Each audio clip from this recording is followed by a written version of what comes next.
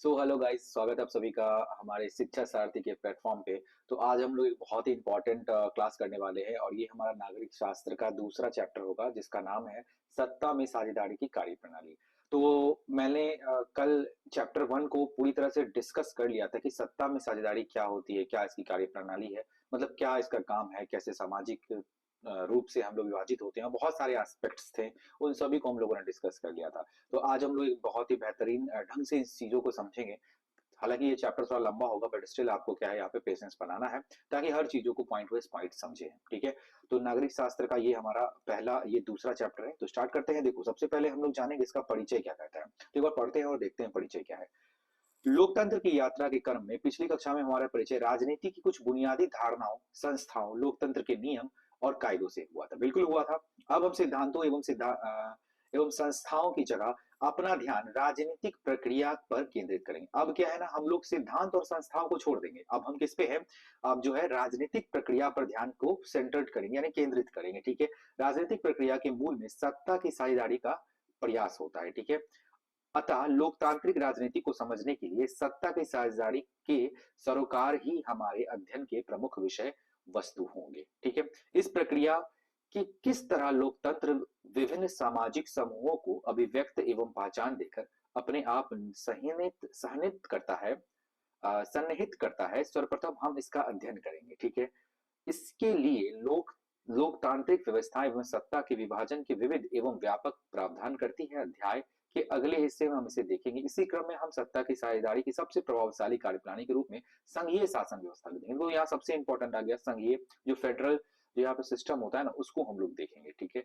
इस संदर्भ में भी भारतीय संघीय व्यवस्था के सैद्धांतिक एवं व्यवहारिक पक्ष का भी विश्लेषण करेंगे। इसका जो सैद्धांतिक और व्यवहारिक पक्ष है उसके बारे में भी जानेंगे। इसके लिए यह भी जानना जरूरी होगा कि किस तरह से हमारे संविधान निर्माताओं ने भारतीय समाज की वैविध्यपूर्ण संरचना एवं सामाजिक राजनीतिक परिस्थितियों को ध्यान में रखते हुए राष्ट्रीय एकता एवं अखंडता को बनाए रखने के लिए संघीय व्यवस्था एवं एकात्मक व्यवस्था की। ठीक है। इसमें क्या है, संघीय व्यवस्था क्या होता है यहाँ भी जानेंगे, और एकात्मक व्यवस्था क्या होता है ये भी जानेंगे। तो यहाँ पे संविधान निर्माताओं ने कैसे ये व्यवस्था की उसको भी हम लोग जानेंगे। इसके बाद हम सत्ता भारत में सत्ता विकेंद्रीकरण, विकेंद्रीकरण मतलब डिसेंट्रलाइजेशन, क्या होता है डी सेंट्रलाइजेशन। तो डिसेंट्रलाइजेशन के निचले स्तर की व्यवस्था स्थानीय स्वशासन का अध्ययन करेंगे। इसी क्रम में बिहार में पंचायती राज पर भी एक आलोचनात्मक निगाह डालेंगे। तो बिहार के एस्पेक्ट्स पे भी देखना है और बहुत सारे पॉइंट्स को हमको देखना है। देखो, देखना क्या क्या है हमें आगे चल के, तो यही सारी चीज बताया जा रहा है। देखो, राजनीतिक प्रक्रिया और सिद्धांत एवं संस्थाओं को यहाँ पे क्या है, इसके ये तो हम पहले पढ़ चुके हैं ना। अब क्या करेंगे, राजनीतिक प्रक्रिया को हम लोग देखेंगे। ठीक है। और बहुत बिहार का भी एस्पेक्ट्स को हम लोग देखेंगे। तो चलो इसी कड़ी में हम लोग देखते हैं। चलो और भी थोड़ा इंट्रोडक्शन, थोड़ा सा इसको भी पढ़ते हैं हम लोग क्या कह रहा है। देखो पिछले अध्याय में हाँ, यहाँ से स्टार्ट हो गया। देखो क्या कह रहा है, पिछले अध्याय में हमने यह देखा कि जब जाति, धर्म, रंग, भाषा आदि पर आधारित मानव समूहों को उचित पहचान एवं सत्ता में साझेदारी नहीं मिलती तो उनके असंतोष एवं टकराव से सामाजिक विभाजन, राजनीतिक अस्थिरता, सांस्कृतिक टकराव एवं आर्थिक गतिरोध उत्पन्न होता है। ठीक है। ये हम जाने ना कि अगर है आपकी जाति के नाम पे, ठीक है, क्या है, जाति के नाम पे, ठीक, जाति के नाम पे, दूसरा क्या है, धर्म के नाम पे, धर्म के नाम पे, और तीसरा क्या है, रंग के नाम पे या भाषा के नाम पे। इन सब, ये जो चार मैं एस्पेक्ट्स बता रहा हूँ, इस चारों एस्पेक्ट्स में अगर आप किसी व्यक्ति को जो उनका जो है उचित पहचान नहीं मिलता है, क्या नहीं मिलता है, उचित पहचान, उचित पहचान अगर उन व्यक्ति को नहीं मिलता है तो क्या होता है, एक टकराव स्थिति, उस पर एक टकराव की स्थिति क्या होती है, उत्पन्न होती है। मैंने बताया ना कि अगर आपको जो है आपका अधिकार नहीं मिलेगा, बेस क्या माना गया, जाति को माना गया बेस, ठीक है, धर्म को माना गया बेस, रंग को माना गया, भाषा को माना गया। तो इन सब से बेस रखकर अगर आपको जो है आपके अधिकारों से वंचित रखा जाता है तो टकराव, अस्थिरता, सांस्कृतिक टकराव, आर्थिक गतिरोध, राजनीतिक अस्थिरता और सामाजिक विभाजन का यहाँ पे चार टाइप का चीज देखने को मिलता है। या तो समाज टूट जाएगा, या राजनीति में अगर हम पॉलिटिकल एस्पेक्ट से बात करें तो पॉलिटिकल में देखें तो अस्थिर हो जाएगी, ये स्टेबिलिटी नहीं रहेगी पॉलिटिकली, या सांस्कृतिक टकराव का आर्थिक गतिरोध की भी स्थिति यहाँ पे उत्पन्न होगी। ठीक है। तो ये सारा चीज यहाँ बताया जा रहा है। ठीक है। इससे हमने पूर्व अध्याय में दिए गए बेल्जियम एवं श्रीलंका के उदाहरणों में स्पष्ट रूप से देखा था। बेल्जियम और श्रीलंका में क्या हुआ था, ये भली भांति हम लोगों ने ऑफलाइन क्लास में बता रखा है। ठीक है। और इसलिए ऑनलाइन हमने इसको कुछ खास उस पर डिस्कशन नहीं किया था। हमने भारत में भी भाषा, जाति, धर्म, क्षेत्र के आधार पर संघर्ष एवं टकराव की घटनाओं का उल्लेख किया था। बेल्जियम में हमने यहाँ की भाषीय एवं जातीय समूहों के बीच पनपते तनाव को सत्ता में साझेदार बनाकर दूर किया था। ठीक है, तो देखो यहाँ सब जो ये तनाव हो रहा था ना, तो हम क्या किए थे, सत्ता में साझेदारी बना दिए थे। हम बताए थे ना कि सत्ता में साझेदारी कैसे होता है। एक बताए थे आपको क्या, कि एक देखो वर्टिकल होता है और एक क्या होता है, हॉरिजेंटल होता है। तो साझेदारी बना के क्या किए थे, इन सभी चीजों को दूर करने का प्रयास किए थे। ठीक है, इसके लिए उसने इसके लिए उसने अपने संविधान में संशोधन कर कुछ प्रावधानों को शामिल किया, जिससे विभिन्न भाषीय एवं जातीय समूहों को शासन में उचित प्रतिनिधित्व मिल सके। ठीक है, यानी कि हम कुछ संशोधन किए, कुछ चेंजेस किए संविधान में, जिससे सभी लोगों को क्या हो कि एक बढ़िया प्रतिनिधित्व मिले। इसके विपरीत श्रीलंका में सत्ताधारी सिंगली समुदाय के बारे में बात किए थे ना हम लोग, आपको याद होगा लास्ट क्लास में किए थे, ने तमिल समुदाय के हित की निरंतर अपेक्षा की, जिससे तमिलों और सिंगलियों के बीच के टकराव ने भीषण गृह युद्ध का रूप लिया। देखो सिंगली समुदाय को बहुत वहां पे लोग सपोर्ट कर रहा था, राजनीति में भी उसको ऊपर दिया जा रहा था, पद नौकरी में भी, शिक्षा में भी, हर चीज में सिंगली समुदाय के लोग थे, क्योंकि वो क्या थे, वहां पे बहुसंख्यक थे, उनका संख्या बहुत था। ठीक है, तो बहुत होने के कारण क्या हो रहा था, उनको हर जगह प्रायोरिटी मिल रहा था। तो इससे क्या हो रहा है, यहाँ पे एक बहुत बड़ा गृह युद्ध दिख गया। ठीक है, यहाँ पे जाके यहाँ पे सिविल वॉर यहाँ पे देखने को मिलता है। इससे यह भी स्पष्ट होता है कि विभिन्न सामाजिक समूहों के बीच सत्ता का विभाजन उचित है, क्योंकि क्योंकि इसमें सामाजिक समूहों को अभिव्यक्ति एवं पहचान मिलती है। ठीक है, देखो क्या कह रहा है, क्योंकि क्या कह रहा है इसमें, फिर से बोलो, विभिन्न सामाजिक समूहों के बीच सत्ता का विभाजन उचित, सत्ता का विभाजन होना जरूरी है, तभी तो लोगों का उचित पहचान मिलेगा ना। ठीक है, उनके हितों एवं जरूरतों का सम्मान होता है। ठीक है, और क्या कह रहा है, इससे विभिन्न सामाजिक समूहों के बीच टकराव की संभावना छीन हो जाती है। अतः सत्ता में साझेदारी की व्यवस्था राजनीतिक समाज की एकता, अखंडता और वैधता की पहली शर्त है। यानी सबसे पहले अगर समाज में जो है आपको सत्ता में साझेदारी करना है, तो आपको क्या है, एकता यहाँ पे कायम रखना होगा, अखंडता के सिद्धांतों को ध्यान रखना पड़ेगा और वैधता को भी यहाँ पे कायम रखना होगा। तभी क्या होगा, आपकी एकता में, आपकी सत्ता में साझेदारी अच्छे ढंग से हो पाएगी। ठीक है, अब चलो आगे बढ़ते हैं। लंबे समय से यह मान्यता चलती आ रही है कि राजनीतिक सत्ता का बंटवारा नहीं हो सकता है। क्या चलता है कि बहुत दिन से ये चल रहा है कि राजनीतिक सत्ता का ना बंटवारा नहीं होता जा रहा है, मतलब बंटवारा हो ही नहीं सकता है राजनीतिक सत्ता का। ठीक है, उसके बाद क्या कर रहा है, सत्ता की शक्ति किसी एक व्यक्ति या समूह के हाथों में रहनी चाहिए। ये कह रहा है सत्ता की शक्ति सिर्फ एक ही व्यक्ति के हाथ में होनी चाहिए। अगर शासन की शक्तियों का बंटवारा होता है तो निर्णय की शक्ति भी बिखर जाती है। अगर शासन को बंटवारा कर दिया ना, तो निर्णय बहुत लोग लेगा, तो इससे क्या होगा, निर्णय लेने की शक्ति भी बहुत ज्यादा बिखर जाएगी। ये देखो नेगेटिव चीज है, लेकिन ये बुक बता रहा है आपको। ठीक है, ऐसी स्थिति में निर्णय लेना एवं उसे लागू करना असंभव होगा।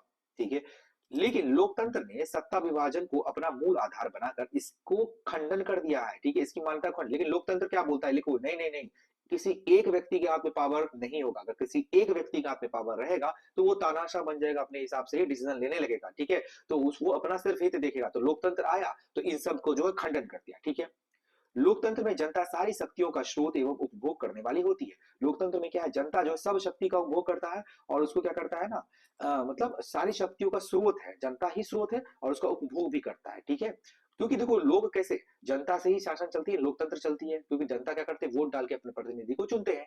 ठीक है, लोक स्वशासन लोक स्वशासन की संस्थाओं के माध्यम से अपना शासन चलाते हैं। सार्वजनिक फैसले में भी सबकी भागीदारी होती है, सब लोग भागीदारी करते हैं। लोकतंत्र में समाज विभिन्न समूह एवं विचारों को उचित सम्मान दिया जाता है। सभी लोगों के समूह का जो विचार का जो है सही सम्मान दिया जाता है, एकदम उचित जो उनको मिलना चाहिए उस हिसाब से दिया जाता है, ना कि आप किसी रंग, भाषा या किसी आधार पे आपको डिस्क्रिमिनेट नहीं किया जाता है लोकतंत्र में। ठीक है, लोकतंत्र कैसे विभिन्न सामाजिक समूहों को सन्निहित करता है, कैसे विभिन्न सामाजिक समूहों को सम्मिलित करता है। चलो आगे देखते हैं, यहाँ क्या कर रहा है, पढ़ो। ये कुछ कुछ यार एक पुराना बुक्स है। ठीक है, अगर आप एनसीईआरटी का बुक देखो तो थोड़ा इसमें अलग है, एनसीईआरटी में कुछ कुछ अलग है, बहुत कम पॉइंट दिया है, इसमें बहुत सारा पॉइंट्स को कवर किया है। चलो पढ़ते हैं। विविधता मानव समाज का अनिवार्य गुण है। विविधता क्या है, देखो विविधता क्या, विविधता का मतलब क्या होता है, डाइवर्सिटी। विविधता का मतलब आप लोग जानते होंगे, डाइवर्सिटी। डाइवर्सिटी का मतलब क्या होता है, विविधता। विविधता मतलब हो गया कि बहुत सारी चीजें की, भारत विविधताओं का देश, इसका मतलब क्या, भारत में विभिन्न धर्म के लोग, हिंदू भी है, मुस्लिम है, सिख भी है, ईसाई भी है, तो विविधता यही हो गया। मानवीय सभ्यता की दीर्घकालीन विकास की प्रक्रिया में अनगिनत तत्वों का प्रभाव की परिणति रंग, जाति, धर्म के आधार पर आधारित विभिन्न समूहों के निर्माण में होती है। इन विभिन्न मानवों के समूह के विचार, हितों, आकांक्षाओं और मानवताओं में अंतर होता है। सभी में विचार, भावनाओं, सब चीज में अंतर होता है। ठीक है, था विभिन्न मानव समूहों की इच्छाओं, पसंद हितों एवं जरूरतों के बीच अपनी पहचान एवं पोषण के लिए प्रतिद्वंद्विता एवं संघर्ष स्वाभाविक रूप से चलता है। देखो सबके विचार अलग अलग है, ठीक है, तो यहाँ पे द्वंद्विता यानी कि अगर कॉन्फ्लिक्ट जो है यहाँ पे बहुत ज्यादा देखने को मिलेगा ही, क्योंकि हमारा विचार अलग है, हमारा सोचने का तरीका अलग है, आपका सोचने का तरीका अलग है, तो यहाँ पे जो है प्रतिद्वंदी होंगे एक दूसरे के लोग, ठीक है। इसके साथ ही विभिन्नताओं के बावजूद भी विभिन्न मानव समूहों की प्रकृति एवं आवश्यकता समाज में साथ रहने की अनिवार्यता होती है। लेकिन क्या है, लोग एक साथ तो रहेंगे ही, क्योंकि लोगों को समाज में रहना है एक साथ ही। अतः ऐसे संघर्ष को सुलझाने के लिए तथा इस प्रतिस्पर्धा को सहयोग में बदलने के लिए विशेष कार्य प्रणाली की आवश्यकता महसूस होती है। तो यही क्या है, यही प्रतिस्पर्धा और जो इसको सहयोग, ये जो प्रतिस्पर्धा, ये जो कंपटीशन चल रहा है ना, इसको सहयोग में कैसे बदलना है, तो इसी को सहयोग में बदलने के लिए यहाँ पे बहुत जो है एक सामंजस्य करने की बहुत ज्यादा जरूरी है कि हम लोग क्या करें, सबको जो एक साथ ले आए और सबको सहयोग करें, ठीक है। यह कार्य प्रणाली सत्ता में साझेदारी की कार्य प्रणाली की प्रणाली सबकी सहमति की प्रणाली, यानी सबकी सहमति की प्रणाली है सत्ता में साझेदारी, यानी कि सभी लोग यहाँ पे रहेंगे तभी सत्ता में साझेदारी अच्छे से हो पाएगी, ठीक है। अगर इन विभिन्न मानव समूहों के बीच प्रतिस्पर्धा एवं संघर्ष को शक्ति एवं हिंसा के बल पर सुलझाने की कोशिश करते हैं, तो जिन समूहों के पास ताकत होगी वह दूसरे समूहों को दबा देगा, ठीक है। इसमें क्या कह रहा है, देखो अगर इन विभिन्न मानव समूहों के बीच प्रतिस्पर्धा एवं संघर्ष की शक्ति हिंसा के बल पर, अगर आप चाह रहे हैं हिंसा के बल पर आप इस चीज को सुलझा दे, तो क्या होगा ना, जो सबसे ताकतवर शक्ति रहेगी ना, वो सबसे कमजोर शक्ति को क्या करेगी, दबा देगी, ठीक है। उसकी इच्छाओं एवं हितों का सम्मान नहीं होगा, उसकी इच्छा एवं हितों का सम्मान नहीं होगा। कमजोर समूह को शक्तिशाली समूह की बात माननी होगी, जो कमजोर समूह के उनका दबाव में आके बात तो मानना ही पड़ेगा, लेकिन इससे उनमें असंतोष एवं आक्रोश पैदा होगा। ऐसी स्थिति में विभिन्न समूहों को ज्यादा समय तक एक साथ नहीं रह पाएंगे और विभिन्न समूहों के साथ रखने के लिए ऐसी राजनीतिक व्यवस्था या कार्य प्रणाली की जरूरत होगी जिससे सभी अस्थायी रूप से विजेता या पराजित नहीं हो, यानी कोई भी जो है हमेशा के लिए जीते ही नहीं और कोई जो है हमेशा के लिए हारे ही नहीं। इसका मतलब कभी हमेशा कोई आदमी नीचे जो दबा हुआ हमेशा के लिए दबा ही नहीं रहे, कभी ऊपर भी उठे और जो ऊपर है कभी नीचे भी आए। ऐसा व्यवस्था, एक लचीली व्यवस्था, यहाँ पे संविधान यहाँ पे बताता है कि एक लचीली व्यवस्था कायम करना बहुत ही जरूरी है, ठीक है। वह शासन व्यवस्था वही है जिसमें सभी व्यक्ति अपनी भागीदारी के माध्यम से शासन की व्यवस्था से जुड़ते हैं। एक वैध व्यवस्था वही है, एक वैध शासन, वैध मतलब क्या होगा, एक जो लीगल जो आप शासन की व्यवस्था करते हैं वही है जिसमें सभी लोग क्या करते हैं, अपनी शक्तियों की भागीदारी करते हैं, अपनी भागीदारी के माध्यम से सब लोगों का भागीदारी होता है, उसके माध्यम से क्या हो रहा है, शासन चल रहा है, ठीक है। लोकतांत्रिक शासन व्यवस्था ही एकमात्र ऐसा शासन व्यवस्था है जिसमें ताकत सभी के हाथों में होती है, ठीक है। हमारे हाथ में ताकत है, आपके हाथ में ताकत, क्योंकि हमारे पास वोटिंग राइट्स है, ठीक है। सभी को राजनीतिक शक्तियों में हिस्सेदारी एवं साझेदारी करने की व्यवस्था की जाती है। राजनीतिक शक्ति में क्या करते हैं, सभी लोग हिस्सेदारी करते हैं और साझेदारी यहाँ पे करते हैं, ठीक है, क्योंकि राजनीतिक शक्ति में सभी का साझेदारी और हिस्सेदारी बहुत ही जरूरी है। गैर लोकतांत्रिक सरकारें जैसे राजशाही, तानाशाही और एक दलीय शासन व्यवस्था जैसी अन्य व्यवस्थाओं में सभी नागरिक के सत्ता में साझेदारी की जरूरत व्यवस्था या संभावना नहीं होती है, ठीक है। देखो अगर बात करें राजशाही, तानाशाही और एक दल का जो शासन होती है, जो एक ही दल हमेशा चलते हैं, जो तानाशाह है या जो राजतंत्र के, जो राजा वाला तंत्र समझ लो, इन सब में भी जितने भी सारे लोग होते हैं उन सभी में क्या है, शासन की व्यवस्था संभव है ही नहीं, यानी सत्ता की साझेदारी यहाँ पे संभव है ही नहीं। साझेदारी वो लोग कर ही नहीं सकते, वो लोग अपने हिसाब से सिर्फ चलाएंगे शासन को, ठीक है। चलो, गैर लोकतांत्रिक व्यवस्था में आमतौर पर अपनी अपनी अंदरूनी सामाजिक समूह और उनमें व्याप्त विभिन्नताओं, अंतरों, मतभेदों या उससे अपेक्षित करती है या उन्हें दबा देती है, जबकि लोकतांत्रिक व्यवस्थाएं अपने अंदर के विभिन्न समूहों के बीच प्रतिद्वंद्विताओं एवं सामाजिक विभिन्नताओं को संभालने की प्रक्रिया को विस्तारित करती है। ये क्या चाहते हैं कि सभी चीजों को जो है विस्तारित करे, जिससे इन टकरावों का विस्फोट रूप लेने की आशंका छीन हो जाती है। बहुत विस्फोट रूप अगर हो रहा है तो इसको ये कम कर देता है, ठीक है। जो साझेदारी होता है, अगर लोकतांत्रिक व्यवस्था है तभी साझेदारी मुमकिन है, ठीक है। चलो आगे बढ़ते हैं। आगे देखो, अगर हम बात करें तो आगे क्या कर रहा है, हम पढ़ते हैं एक बार।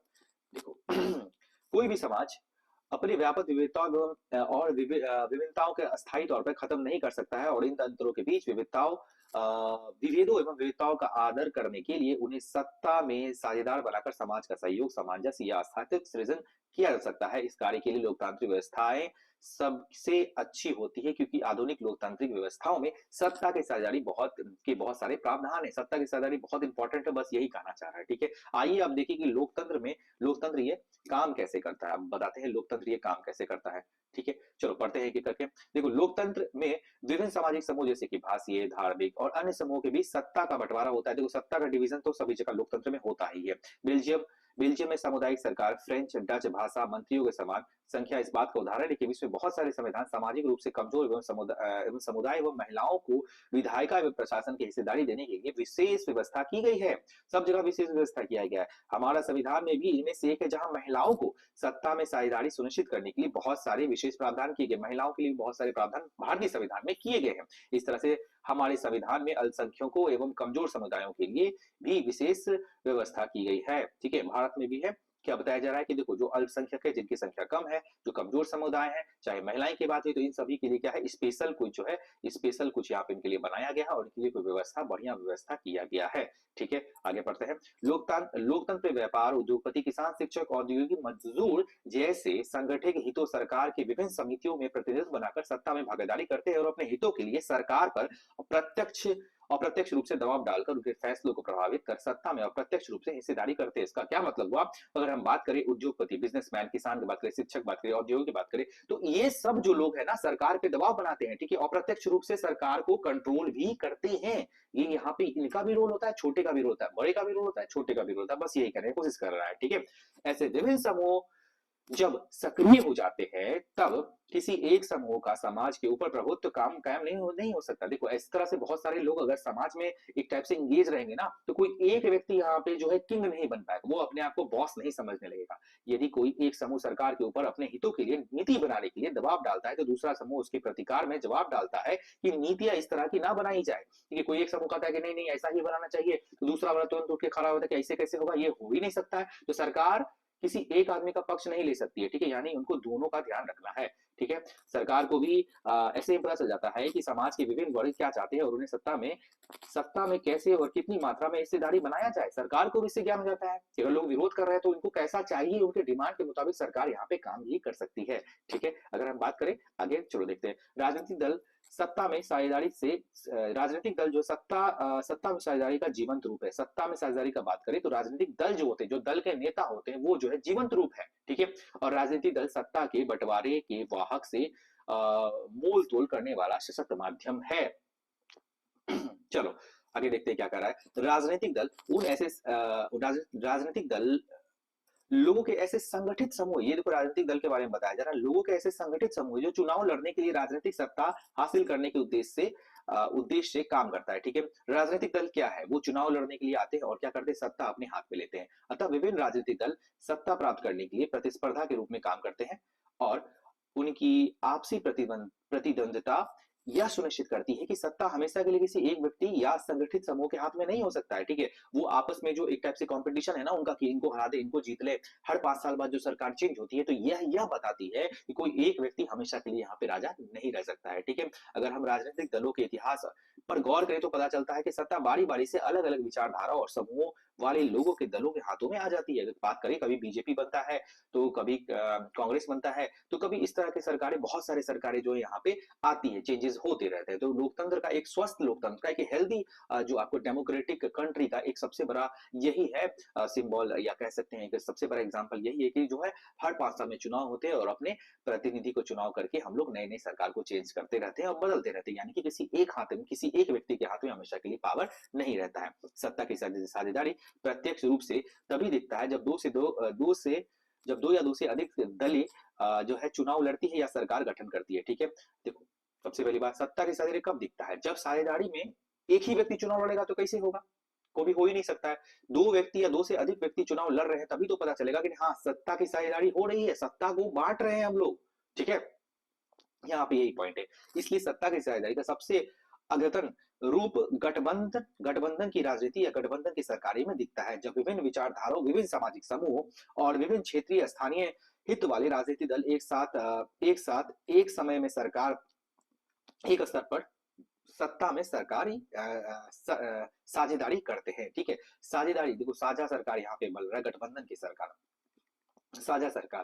ठीक है, साझा सरकार में क्या होता है ना, बहुत सारे दल मिलते हैं एक साथ और अपना एक पार्टी बनाते हैं। ठीक है, तो यही है साझा सरकार। बहुत सारी चीजों को मैंने क्लास में बताया था कि साझा सरकार क्या होता है, गठबंधन की सरकारें क्या होती है। ठीक है, अब देखो लोकतंत्र में विभिन्न हितों एवं नजरिए की अभिव्यक्ति संगठित तरीके से राजनीतिक दलों के अलावा जन संघर्ष एवं जन आंदोलन द्वारा भी होता है। दबाव समूह के समान इस संघर्ष एवं आंदोलन में कई तरह के हित समूह भी शामिल होते हैं। यह भी हो सकता है कि वे कुछ हितों के बजाय सर्वमान्य हितों के लिए संघर्ष कर रहे हो। ठीक है, यहाँ देखो विभिन्न हितों के यहाँ बहुत सारे राजनीतिक दल जो है संगठित या फिर जन संघर्ष आंदोलन के द्वारा भी यहाँ पे रहते हैं। अब देखो यहाँ पे नेपाल की बात हो रही है। नेपाल की बात करें तो नेपाल में राजशाही यानी राजा का जो शासन था, अर्थात सत्ता के एकाधिकार की व्यवस्था का अंत अंत था सत्ता जन निर्वाचित प्रतिनिधियों के हाथ में सौंपने के लिए आंदोलन, बोलीविया का जल युद्ध, महिलाओं के लिए आरक्षण सुविधाओं के लिए संघर्ष, महिलाओं के आरक्षण की सुविधाओं के लिए संघर्ष, सूचना के अधिकार का आंदोलन, ये सभी सत्ता में साझेदारी के प्रत्यक्ष एवं अप्रत्यक्ष उदाहरण है। देखो नेपाल में जो राजशाही का अंत किया गया, उसके बाद सबके हाथों में सौंप दिया गया, लोगों के हाथ में सौंप दिया गया, महिलाओं के लिए आरक्षण की जो सुविधाएं दी गई, जो राइट टू इन्फॉर्मेशन था यानी सूचना का अधिकार जो दिया गया, ये सब आंदोलन के बाद ही आया ना, तो इसलिए कह रहा है आंदोलन भी इंपॉर्टेंट है सत्ता की साझेदारी के लिए। ठीक है, अब देखो यहाँ पे क्या है, लोकतंत्र में सरकार की सारी शक्ति एक अंग में सीमित नहीं होती है, बल्कि सरकार के विभिन्न अंगों में सत्ता का बंटवारा हो जाता है। एक ही अंग में सरकार की शक्ति सीमित रहने का ये क्या होगा, बट जाएगा। यह बंटवारा सरकार एक ही स्तर पर होता है। यह बंटवारा सरकार के एक ही स्तर पर होता है। उदाहरण के लिए सरकार के 3 अंग, देखो यहाँ मैं बताए थे ना, विधायिका, कार्यपालिका, न्यायपालिका के बीच सत्ता का बंटवारा होता है। ये सभी अंग एक ही स्तर पर अपनी अपनी शक्तियों का प्रयोग कर सत्ता में साझेदारी बनते हैं। सरकार के ऐसे बंटवारे से किसी एक अंग के पास सत्ता का जमाव एवं उसके दुरुपयोग की संभावना खत्म हो जाती है। किसी एक कार्यपालिका, न्यायपालिका, विधायिका, ये 3 चीज के बारे में बताया है ना, वही चीज बता रहे हैं कि किसी एक आदमी के पास में पावर नहीं रहता, पावर क्या कर रहे हैं, बांट रहे हैं। साथ ही हर एक अंग के पास दूसरे पर नियंत्रण, एक अंग दूसरे पर नियंत्रण रखता है। अगर ये बदमाशी कर रहा है तो उसको ये सजा देगा, अगर कार्यपालिका गलत कर रहा है तो न्यायपालिका देखेगा, न्यायपालिका गलत कर रहा है तो विधायिका देखेगा। ऐसे एक दूसरे पर क्या कर रहा है, युक्त युक्त प्रतिबंध लगा रहा है। ठीक है, इससे नियंत्रण संतुलन की व्यवस्था भी कहते हैं। देखो क्या कहता है इसको, नियंत्रण और संतुलन की व्यवस्था, यही है कार्यपालिका। देखो सबसे पहले आता है विधायिका, कार्यपालिका और न्यायपालिका। तो ये मान लो न्यायपालिका, कार्यपालिका और विधायिका है, ये तीनों एक दूसरे पे कंट्रोल कर रहे हैं, इन पे ये कंट्रोल रख ले, इनको ये कर, इसी को हम लोग क्या कहते हैं, नियंत्रण और संतुलन की व्यवस्था। क्या कहते हैं, नियंत्रण और संतुलन की व्यवस्था, याद रखिएगा। विभिन्न विश्व के बहुत सारे लोकतांत्रिक देश, अमेरिका, भारत में यह व्यवस्था अपनाई गई है। अमेरिका, भारत में यह अपनाया गया है। ठीक है, अगर हम बात करें सरकार एक स्तर पर सत्ता से ऐसे बंटवारे को हम सत्ता का क्षैतिज वितरण क्या कहते हैं, इसको सत्ता का क्षैतिज वितरण हो रहा है, क्षैतिज रूप से यह वितरण हो रहा है, यहाँ हो रहा है, यहाँ हो रहा है, यहाँ हो रहा है। एक होता है ऊर्ध्वाधर वितरण जो हम लोग स्टेट में बताएंगे। ठीक है, अब देखो सत्ता की साझेदारी का दूसरा कार्य प्रणाली में सरकार के विभिन्न विभिन्न स्तरों पर सत्ता का बंटवारा होता है। सत्ता कैसे बंटवारे को हम सत्ता का ऊर्ध्वाधर वितरण भी कहते हैं, एक ऊर्ध्वाधर वितरण भी होता है। इस तरह से सत्ता की व्यवस्था पूरे देश के लिए एक सामान्य सरकार होती है, जो प्रांतीय और क्षेत्रीय स्तर पर अलग अलग सरकारें होती है। ठीक है, यहाँ कर रहा है देखो केंद्र सरकार, ठीक है, उसके बाद अगर राज्य सरकार या प्रांत की सरकार या फिर स्थानीय सरकार। ठीक है, तो यहाँ पे क्या हो रहा है, ऊर्ध्वाधर हो रहा है ना वितरण, तो ये यहाँ पे चीज कह रहा है। ठीक है, ये याद रखने वाली बात है। ठीक है, चलो आगे हम लोग बढ़ते हैं, आगे देखते हैं क्या कर रहा है, 1 मिनट। हाँ, तो देखो यहाँ पे क्या कर रहा है हाँ, दोनों के बीच सत्ता के स्पष्ट बंटवारे की व्यवस्था संविधान या लिखित दस्तावेज के द्वारा की जाती है। केंद्रीय, राज्य या क्षेत्रीय स्तर की सरकारी के नीचे स्तर की सरकारों के बीच भी सत्ता का बंटवारा होता है। इसे हम स्थानीय स्वशासन के नाम से भी जानते हैं। सबसे पहले क्या आ गया, केंद्र आ गया, फिर देखो राज्य या क्षेत्रीय आ गया, उसके बाद लास्ट में क्या गया, स्थानीय स्वशासन आ गया। ठीक है, ये ध्यान रखने वाली बात है, ये बिल्कुल याद ध्यान रखना है। ठीक है, चलो आगे हम बढ़ते हैं। आगे क्या कर रहा है, सत्ता के इस बंटवारे को हम आमतौर पर संघवाद नाम से जानते हैं। देखो यही सत्ता का जो बंटवारा हो रहा है, इसी को हम लोग क्या कहते हैं, फेडरलिज्म यानी कि संघवाद इसको कहते हैं। क्या कहते हैं, संघवाद, याद रखना है, संघवाद इसी को कहते हैं। ठीक है, यह आधुनिक लोकतंत्र की सत्ता की साझेदारी कार्यप्रणाली का सबसे लोकप्रिय स्वरूप है। यही सबसे जो है ना, सबसे जो प्यारा स्वरूप है ना, यही है सत्ता की साझेदारी की जो कार्य प्रणाली है, जो सत्ता की साझेदारी जो काम कर रही है, उसका सबसे जो इंपॉर्टेंट और लोकप्रिय है, यही स्वरूप है। ये देखो संघीय शासन व्यवस्था एकात्म शासन व्यवस्था के उलट है। संघीय फेडरलिज्म क्या होता है, जो एक सरकार है, उसके उलट में क्या है, संघीय शासन व्यवस्था, यानी कि संघीय यानी सभी लोगों का साथ में आके काम करते हैं, सरकार चलाते हैं, जिसके शासन का एक ही स्तर होता है, बाकी झांकियां बाकी इकाइयां उसके अधीन काम करती है। प्रांतीय इकाइयों में केंद्र सरकार के आदेशों का पालन करना पड़ता है। देखो हम संघीय शासन व्यवस्था की विशेषताओं को निम्नलिखित रूप से अंकित कर सकते हैं। ठीक है, यहाँ पे देखो संघीय शासन व्यवस्था के बारे में यहाँ बताया जा रहा है। ठीक है, चलो देखते हैं। तो संघीय शासन व्यवस्था के बारे में यहाँ पे देख रहे हैं, तो देखो पहला पॉइंट क्या कह रहा है, संघीय शासन व्यवस्था में सर्वोच्च सत्ता केंद्र सरकार और उसके विभिन्न अ, अनुसांगिक इकाइयों के बीच बटी होती है। देखो सबसे जो है सबसे ऊपर में जो मेन है जो पावर किनके पास होता है, सेंट्रल गवर्नमेंट का पास। कितने बार क्लास में बोले ना, जो सेंट्रल गवर्नमेंट सबसे ऊपर होते हैं और उनके साथ साथ कुछ उनकी इकाइयां रहता है, उनके ये पावर बटा रहता है। सबसे ऊपर ये सेंट्रल गवर्नमेंट रहेगा, एक नंबर पे हम ये समझ गए। ठीक है, संघीय व्यवस्था में दोहरी सरकार होती है, अर्थात कहें तो एक केंद्र स्तर पर सरकार होती है, सरकार जिसके आधार पर क्षेत्र में राष्ट्रीय महत्व के विषय होते हैं। यानी सेंट्रल गवर्नमेंट की बात करें तो ये क्या करते हैं, राष्ट्रीय महत्व के जो भी विषय होते हैं, यानी राष्ट्र के लिए जो इंपॉर्टेंट, जो भी देश के लिए इंपॉर्टेंट रहेगा, पूरे देश के लिए इंपॉर्टेंट रहेगा, वो केंद्र सरकार के अंतर्गत रहेगा। दूसरे स्तर पर प्रांतीय या क्षेत्रीय सरकार होता है। ये देखो पहला स्तर हो गया। अगर हम दूसरा स्तर पर बात करें, अगर सेकंड स्तर पर बात करें, सेकंड स्तर पर क्या हो गया, राज्य की सरकारें होती है। ठीक है, राज्य स्तर पर सरकारें होती है। ठीक है, होती है जिनका अधिकतर क्षेत्र स्थानीय महत्व, और जिनका जो है जो भी स्थानीय रूप से जो भी महत्वपूर्ण है, उनका ये सारा चीज स्थानीय रूप से ये राज्य सरकार के पास रहेगा। ठीक है, तो पहला कौन हो गया, केंद्र सरकार। दूसरा क्या हो गया यहाँ पे, ये राज्य सरकार। ठीक है, प्रत्येक स्तर के सरकार अपने क्षेत्र में स्वायत्त होती है और अपने अपने कार्यों के लिए लोगों के प्रति जवाबदेही उत्तरदायी होती है। अपने अपने क्षेत्र में है ना, सरकार क्या होगा, उत्तरदायित्व रहेगा कि हम जो काम कर रहे हैं उसके लिए हम आपके लिए जवाबदेह हैं, हम उसके लिए जवाब देने के लिए तैयार हैं। ठीक है, चलो आगे हम बढ़ते हैं। देखो अलग अलग स्तर की सरकारें एक ही नागरिक समूह पर शासन करती है। ठीक है, अलग अलग सरकार है लेकिन जो है नागरिक समूह उस पर वो शासन कर रही है। नागरिकों की दोहरी पहचान एवं निष्ठाएं होती है, वे अपने क्षेत्र के लिए भी होती है और राष्ट्र के लिए भी होती है। जैसा कि हमने बिहारी, बंगाली, मराठी होने के साथ साथ भारतीय भी होता है। देखो बहुत लोग जो है ना बिहारी होते हैं, तो बिहार कौन होंगे, कोई राज्य के ना होंगे तो राज्य के होंगे। ठीक है, बंगाल से बंगाली होंगे तो ये भी राज्य के होंगे। मराठी से जो महाराष्ट्र के लोग रहेंगे, देखिए सभी एट द एंड क्या है, भारतीय है ना, ये भारतीय इसके अंतर्गत ही आ रहे हैं। भारत हो गया सेंट्रल और ये सब हो गया राज्य। तो ये एक दूसरे को, सब एक दूसरे के साथ ही चल रहा है, यही समझाने की कोशिश कर रहा है। दोहरे स्तर पर शासन विस्तृत विस्तृत व्यवस्था एक लिखित संविधान के द्वारा की जाती है। और जो एक जो व्यवस्था है ना, वो कहाँ पे कहा जा रहा है, एक लिखित संविधान के द्वारा ही इसके बारे में जो है व्यवस्था किया गया है। संविधान हमारा क्या है, लिखित संविधान है, मौखिक संविधान नहीं है। हम लोग लिखित संविधान बनाए हैं। ठीक है, बनाए हैं। अब देखो विभिन्न स्तरों पर सरकार के अधिकार संविधान के स्पष्ट रूप से लिखे रहते हैं, इसलिए यह दोनों सरकारों के अधिकारों और शक्तियों का मूल स्रोत होता है। चलो आगे बढ़ते। संविधान के मूल प्रावधानों को किसी एक स्तर की सरकार अकेला नहीं बदल सकती है। इसके लिए दोनों स्तर की सरकारों की सहमति एवं विशेष प्रक्रिया अपनाई जाती है। देखो कोई भी है ना, कोई भी चीज तुमको बदलना है तो सरकार जो है, एक ही सरकार यहाँ पे अब पहला सेंट्रल लेवल की सरकार सब चीज नहीं बदल सकती। कुछ कुछ इंपॉर्टेंट होते हैं उनके पास, कुछ जो इनको विशेष पावर होता है, लेकिन जो कभी कभी राज्य सरकार का भी सहमति चाहिए। ठीक है, यानी बहुत स्तर पे उनको सबको मतलब कहने का मतलब है कि सभी को एक साथ सहमति में आके जो सरकारें हैं, सभी अपने मुताबिक काम नहीं कर सकते हैं। ठीक है, तो कोई प्रक्रिया के मुताबिक उसको किया जाता है। देखो एक स्वतंत्र न्यायपालिका की व्यवस्था। अब देखो न्यायपालिका की बात हुई ना, कार्यपालिका, न्यायपालिका, विधायिका व्यवस्था भी है। संविधान एवं विभिन्न स्तरों पर सरकारों के अधिकारों की व्यवस्था करने का अधिकार होता है तथा यह केंद्र एवं राज्य सरकारों के बीच अधिकारों एवं शक्तियों के बंटवारा के संबंध में उठने वाले कानूनी विवादों का भी हल करता है। मान लो केंद्र और राज्य के बीच लड़ाई हो गया, केंद्र सरकार और राज्य सरकार के बीच में कोई प्रतिबंध, कोई मान लो कोई कॉन्फ्लिक्ट हो गया।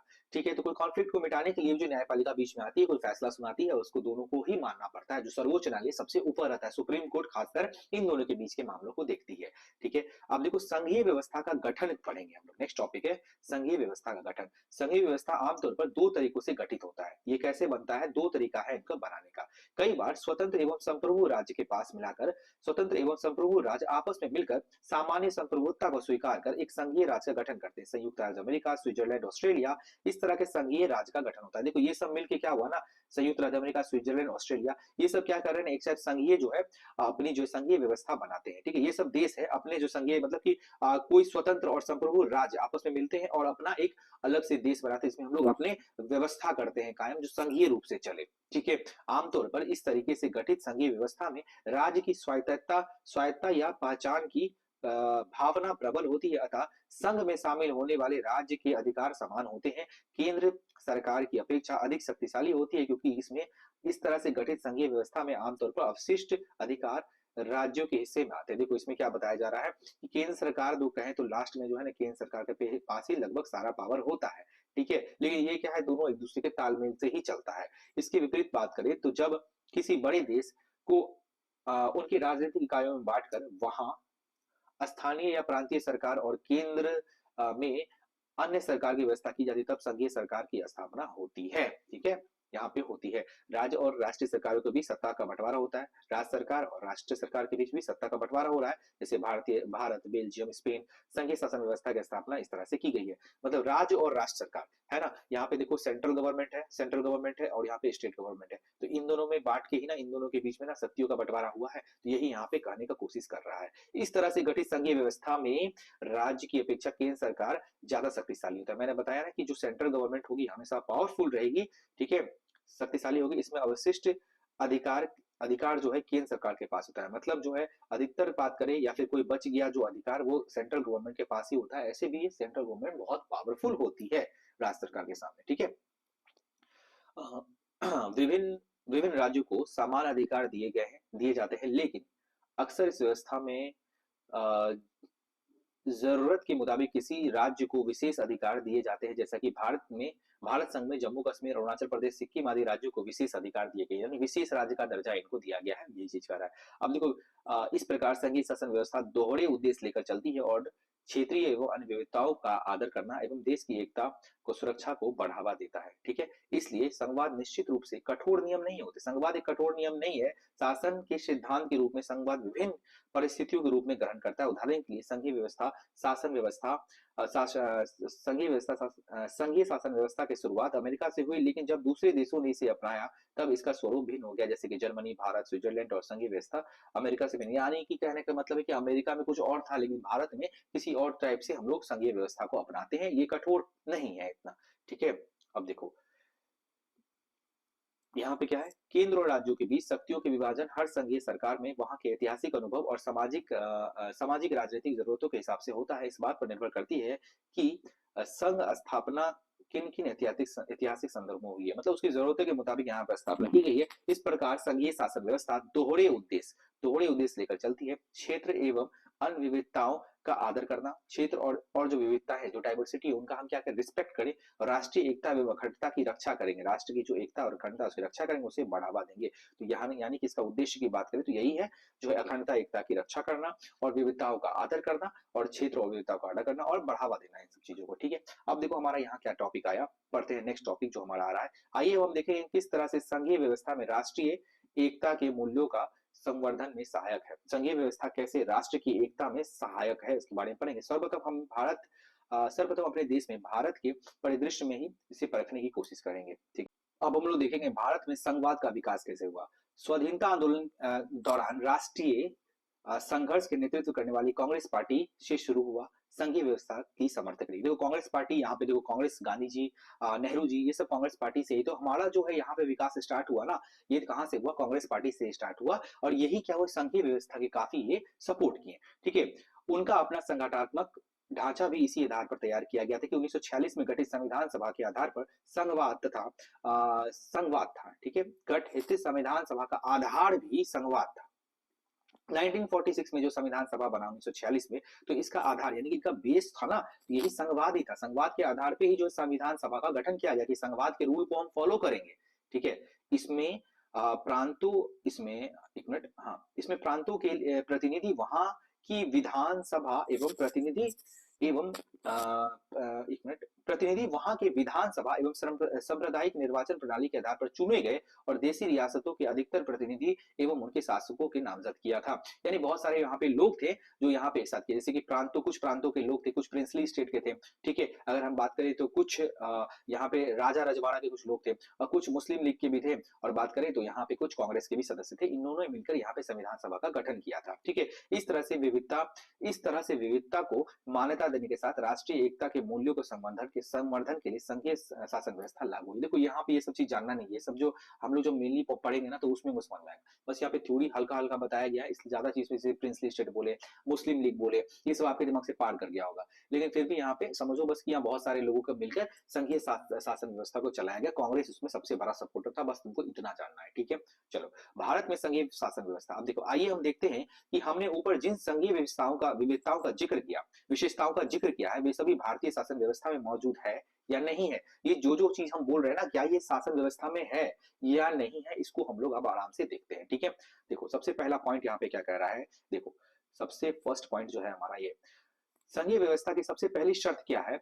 यह शर्त के रूप में भारतीय संविधान में दो तरह की सरकारी की व्यवस्था की गई। एक संपूर्ण राष्ट्र के लिए जिसमें संघीय सरकार या केंद्र सरकार कहते हैं, जो पूरे राष्ट्र की जिम्मेदारी जिसको जिसको देखो पूरा राष्ट्र जिसके जिसके ऊपर रहेगा, तो संघीय सरकार इसको कहेंगे, या केंद्र सरकार या सेंट्रल गवर्नमेंट कहेंगे ना, जो सबसे ऊपर बैठते हैं, और ये पूरा राज्य का, पूरे देश का जो है ये कार्यभार देखते हैं केंद्र सरकार। और दूसरी प्रांतीय इकाई जो राज्य के लिए सरकार है, जिसे हम प्रांतीय राज्य सरकार कहते हैं। क्या ये है? बिल्कुल है।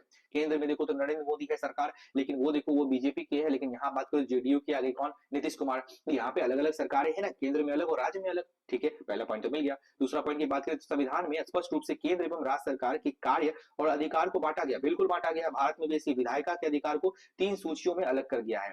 3 सूचियां क्या क्या है? ठीक है, संघ सूची, समवर्ती सूची और राज्य सूची, 3 सूची है। संघ सूची, समवर्ती सूची और राज्य सूची, ये ऑस्ट्रेलिया के इस देश से लिया गया है, ये जो प्रावधान है। तो ये 3 सूची में बांटा गया है। ठीक है, आगे बढ़ते हैं। संघ सूची में, ये देखो संघ सूची में पूरे देश के लिए महत्व रखने वाले विषय, यानी कि देखो संघ सूची ऐसे, देखो एक सूची होता है संघ सूची। संघ सूची मतलब जो पूरे देश, जो जो वैसा जो चीज जो केंद्र सरकार जिसको अपने अंतर रख के देखेगी, ये सही है या गलत, यानी कि सही नहीं, इसको हम चलाएंगे। 3 सूची, देखो 3 सूची यहाँ पे मैं बता रहा हूँ, 3 सूची है। एक है संघ सूची, एक है राज्य सूची, और एक है समवर्ती सूची। ठीक है, एक है समवर्ती सूची। 3 सूची है। देखो संघ मतलब यहाँ सेंट्रल गवर्नमेंट जो है अपने पावर के अंतर्गत रखेंगे कि इन पे जो भी कानून बनाया जाएगा, नियम बनाया जाएगा, तो उसको हम लोग संघ के लिस्ट में रखेंगे। इस लिस्ट में जो भी रहेगा उस पर केंद्र सरकार उसको कंट्रोल करेगी। राज्य के लिस्ट में जो भी रहेगा उसको राज्य की सरकारें कंट्रोल करेगी, और इन दोनों के विषय में जो नहीं आया उसे समवर्ती सूची में ढकेल दिया जाएगा। ठीक है, तो यही चीज है। देखो संघ सूची में पूरे देश के लिए महत्व रखने वाले विषय प्रतिरक्षा, विदेश नीति, संचार साधन, मुद्रा, बैंकिंग इत्यादि विषय रखे गए। इन पर कानून बनाने का अधिकार सिर्फ केंद्र के पास है। वही ना बोले, सिर्फ सेंट्रल गवर्नमेंट इस पे कानून बनाएगा। तो कौन कौन पे बना सकता है? देखो संचार बना सकता है, विदेश नीति हो रहा है, फॉरेन जो पॉलिसी हो रहा है उस पे केंद्र सरकार कानून बनाएगी, बैंकिंग व्यवस्था हो गया उसमें सरकार बनाएगी, केंद्र सरकार बनाएगी। तो इन सब सारे नीतियों पे जो है केंद्र सरकार यानी संघ सूची यानी सेंट्रल गवर्नमेंट इस पे जो है यहाँ पे कानून बनाएगी। स्थानीय महत्व के विषय जैसे जेल हो गया, स्वास्थ्य हो गया, शिक्षा हो गया, पुलिस हो गया आदि को राज्य सूची में रखा गया, यानी कि जेल पर, शिक्षा पर। याद रखना शिक्षा किस विषय में आता है? तो राज्य सूची के विषय में आता है। किस पे आता है? राज्य सूची के विषय में। और इस पे कानून भी बनाएगा तो राज्य सरकार ही बनाएगा। ठीक है, और इन पर सिर्फ राज्य सरकार ही कानून बना सकती है। ठीक है, अब देखो यहाँ पे एक और आ गया तीसरा सूची, केंद्र एवं राज्य दोनों के महत्व रखने वाले विषय को समवर्ती सूची में रखा जाता है। इन विषयों पर केंद्र और राज्य सरकार दोनों ही कानून बना सकते हैं, यानी दोनों अगर नहीं बना रहे तो इसमें ढकेल दिया जाएगा, या दोनों मिलकर भी उस पर बना सकती है, मैंने बताया ना। ठीक है, लेकिन जब एक ही विषय पर केंद्र और राज्य सरकार दोनों कानून बनाते हैं तो दोनों के द्वारा बनाए गए कानून के टकराव तब केंद्र सरकार द्वारा बनाया गया कानून ही लागू होता है। मान लो कोई एक समवर्ती सूची का कोई विषय है, ठीक है, उस पे केंद्र सरकार भी कानून बना रही है और राज्य सरकार भी कानून बना रही है, तो दोनों में लड़ाई हो गया ना, कि हम वो बोलेगा हम अपने तरह से लागू करेंगे, वो बोलेगा हम अपने तरीका से लागू करेंगे। तो लेकिन उसमें प्रभावी किसका है? केंद्र सरकार, क्योंकि केंद्र सरकार क्या है? सबका पप्पा। इट मीन्स सबके जो है सबके क्या कह सकते हैं, सबसे पावरफुल वही है। ठीक है, यानी कि वो जो कहेगा वही बात चलेगा। ठीक, चलो नेक्स्ट पॉइंट हम देखते हैं क्या कह रहा है। जो विषय इन तीनों सूचियों में नहीं आती वो अवशिष्ट सूची। ठीक है, वो माफ कीजिए, वहां पे मैं समवर्ती सूची को अवशिष्ट सूची बोल दिया। वो जो तीनों के विषय में उसको अवशिष्ट सूची में विषय में रखा जाता है, जो कानून बनाने का अधिकार केंद्र सरकार को दिया गया है। अवशिष्ट सूची पर जो है कानून बनाने का अधिकार केंद्र सरकार ही बनेगा। जैसा कि पहले भी हमने कहा है कि अधिकतर संघीय व्यवस्था में साझी इकाइयों को बराबर का अधिकार नहीं मिल पाते हैं। देखो यहाँ पे केंद्र सरकार ज्यादा प्रभावी है ना, तो बराबर का अधिकार यहाँ पे नहीं मिल रहा है। भारतीय संघ में कुछ ऐसे राज्यों को विशेष अधिकार प्राप्त है, जिसे भारत के संपूर्ण जिसे भारत में जम्मू कश्मीर को विशेष दर्जा प्राप्त है। लेकिन अब क्या विशेष दर्जा का यहाँ पे विशेष दर्जा प्राप्त है और उसका अपना संविधान है। लेकिन अब ये चेंजेस हो चुका है ना। देखो बिना उसकी सहमति से भारतीय संविधान में कोई प्रावधानों में वहां लागू नहीं किया जा सकता है। ठीक है, यानी कि वो जो है विशेष प्रावधान है तो उसको भी जो है केंद्र सरकारी कानून बनाएगी, और उनके ये कर कोई भी कानून नहीं बना सकता है। देखो उसके हाँ उसके स्थानीय निवासियों के अतिरिक्त वहां कोई भी भारतीय नागरिक वहां का जमीन या मकान नहीं खरीद सकता है। ठीक है, यहाँ पे क्या कर रहा है, उनका अपना जम्मू कश्मीर का अपना अलग कानून है, और वहां पे जो उनके वहां पे कोई आदमी जमीन भी नहीं खरीद सकता। लेकिन अब ये प्रावधान खत्म हो चुका है ना, ये सब क्या हो गया, क्रॉस हो चुका है। ठीक है, और देखो भारत के कई अन्य राज्य जैसे अरुणाचल प्रदेश, सिक्किम, मणिपुर आदि के भी कुछ ऐसे प्रावधान किए गए, जैसे कई ऐसे क्षेत्र जो अपने भौगोलिक आकार और अन्य कारणवश स्वतंत्र प्रांत नहीं बन सकते हैं, और किसी मौजूदा प्रांत का विलय करना भी संभव नहीं होता है। ठीक है, यहाँ पे ये स्वतंत्र प्रांत नहीं हो सकते। ये सब प्रावधान अब चेंजेस जो गवर्नमेंट आई है, जो यहाँ पे वो चेंजेस कर रहा है। इन क्षेत्रों पर शासन चलाने का अधिकार केंद्र सरकार को दिया गया। अतः इन्हें केंद्र शासित प्रदेश कहा जाता है। चंडीगढ़, लक्षद्वीप, दिल्ली जैसे इस तरह का क्षेत्र है। देखो यूनियन टेरिटरी का यहाँ बात कहा जा रहा है। 8 यूनियन टेरिटरी, 28 है जो यहाँ पे राज्य है। तो 8 यूनियन टेरिटरी पे जो है ना कानून सिर्फ यूनियन का ही बनता है, यानी कि यूनियन मतलब होता है संघ, इसलिए इसको संघ शासित शासित या केंद्र शासित प्रदेश कहते हैं, यानी केंद्र के द्वारा ही 8 राज्य पे कानून बनाया जाएगा, इसलिए इसको 8 यूनियन टेरिटरी कहते हैं। चंडीगढ़ हो गया, लक्षद्वीप हो गया, दिल्ली। क्योंकि ये जो है सामरिक दृष्टि से या फिर भौगोलिक दृष्टि से बहुत इंपॉर्टेंट है, जिसपे राज्य सरकार वहां के जो, जैसे मान लो कि चंडीगढ़ के राज्य सरकार, वहां पे उसका कोई कानून प्रभावी नहीं रहता, वहां पे केंद्र सरकार ही कानून बनाते हैं, क्योंकि वहां पे जो है केंद्र सरकार ज्यादा पावरफुल है, और क्योंकि वो यूनियन टेरिटरी है, इसलिए यूनियन का टेरिटरी यानी वो जो टेरिटरी है ना वो यूनियन का है, यानी कि संघ सरकार का, इसलिए उस पे कानून भी संघ सरकार यानी केंद्र सरकार का ही बनेगा। देखो भारतीय संविधान को कठोर बनाया गया, बिल्कुल कठोर है, ताकि केंद्र और राज्यों के बीच अधिकारों के बंटवारों में आसानी से एवं राज्यों की सहमति के बिना फेरबदल नहीं किया जा सके। ऐसे किसी भी बदलाव को संसद के दोनों सदनों में दो तिहाई बहुमतों से स्वीकार मिलना जरूरी है, और फिर कम से कम आधे से ज्यादा राज्यों को विधानसभाओं से मंजूर मिलना आवश्यक होता है। देखो ऐसे किसी भी बदलाव, अगर कोई बदलाव करना है तुमको, ठीक है, तो आपको क्या है, बदलाव अगर करना है तो 2/3 बहुमत यहाँ पे आपको यहाँ पे सहमति होनी चाहिए, ठीक है। और उसके बाद आधे से कम राज्यों को यहाँ पे विधानसभा में मंजूर करना है, आधे से कम राज्य जो है यहाँ पे समर्थन देंगे, तो यहाँ पे जो है कुछ चेंजेस आएगा, ठीक है। चलो आगे हम बढ़ते हैं। अगला पॉइंट क्या कह रहा है, स्वतंत्र एवं सर्वोच्च न्यायपालिका का व्यवस्था की गई है, जिससे संविधान की व्याख्या केंद्र सरकार और राज्य के झगड़े निपटाने तथा केंद्र और राज्य सरकार द्वारा बनाए गए कानूनों की जांच करने के लिए संविधान के विरुद्ध या गैर कानूनी घोषित करने के लिए भी शक्तियां प्राप्त होती है। देखो यहाँ न्यायपालिका कार्य क्या है, ये क्या करता है, जो झगड़ा उगड़ा होता है उसको सुलझाता है। केंद्र और राज्य के बीच झगड़ा हो गया तो उसको सुलझाएगा। राज्य सरकार द्वारा कानूनी की जांच करना है, कोई राज्य सरकार बना दिया या कानून, या केंद्र सरकार बना दिया, तो उनके विरुद्ध कोई किसी चीज को गैर संवैधानिक घोषित करना है, तो ये कौन करेगा, कौन करेगा, कौन करेगा, न्यायपालिका करेगा, ठीक है। अब देखो लास्ट आ गया, केंद्र सरकार चलाने के लिए अन्य जिम्मेवारियों का निर्वहन करने के लिए जरूरी राजस्व की उगाही के लिए केंद्र एवं राज्य सरकार कर लगाने के लिए संसाधन जुटाने का अधिकार प्राप्त है, यानी कि ये जो है टैक्सेशन की बात हो रही है, टैक्सेशन यहाँ पे किया जाएगा। अब देखो नेक्स्ट हमारा जो यहाँ पे पॉइंट है वो संघीय व्यवस्था तथा का क्रियान्वयन। यहाँ पे संघीय व्यवस्था का क्रियान्वयन कैसे होता है उसके बारे में हम लोग जानकारी लेंगे, ठीक है। चलो एक कर पढ़ते हैं और इसको समझते हैं क्या यहाँ पे कह रहा है, ठीक है। देखो ऊपर हमने भारतीय संघीय व्यवस्था की संवैधानिक एवं संस्थागत प्रावधानों की चर्चा की, लेकिन संघीय व्यवस्था की कार्यान्वयन के लिए लिखित संवैधानिक प्रावधान पर्याप्त नहीं है।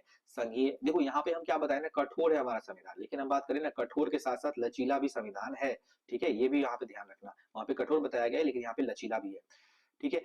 संघीय सिद्धांतों का क्रियान्वयन एवं राजनीतिक सांस्कृतिक विचारधारा इतिहास वास्तविकताओं से निर्देशित होता है। अगर संघीय इकाइयों में आपसी विश्वास, सहयोग, सम्मान और संयम की संस्कृति होती है तो संघीय व्यवस्था का क्रियान्वयन आसानी से होता है। यानी आसानी से करना है तो आप में एक कॉपरेशन की भावना होनी चाहिए, सम्मान की होना चाहिए, विश्वास की होनी चाहिए और संयम की यहाँ पे भावना होनी चाहिए, ठीक है। राजनीतिक दलों की उपस्थिति सत्ता में साझेदारी के लिए उनके प्रति व्यवहार, उनके प्रयत्न एवं व्यवहार से भी संघीय व्यवस्था की सफलता और असफलता निर्धारित होती है। राजनीतिक जो है यहाँ पे लोग यहाँ पे किस तरह से व्यवहार करते हैं, उनका वो भी है संघीय, आपका जो मतलब सत्ता की साझेदारी जो है उनका प्रति आपका व्यवहार कैसा है, इससे भी सफल हो रहा है या नहीं आपका फेडरलिज्म, ये भी डिपेंड करता है।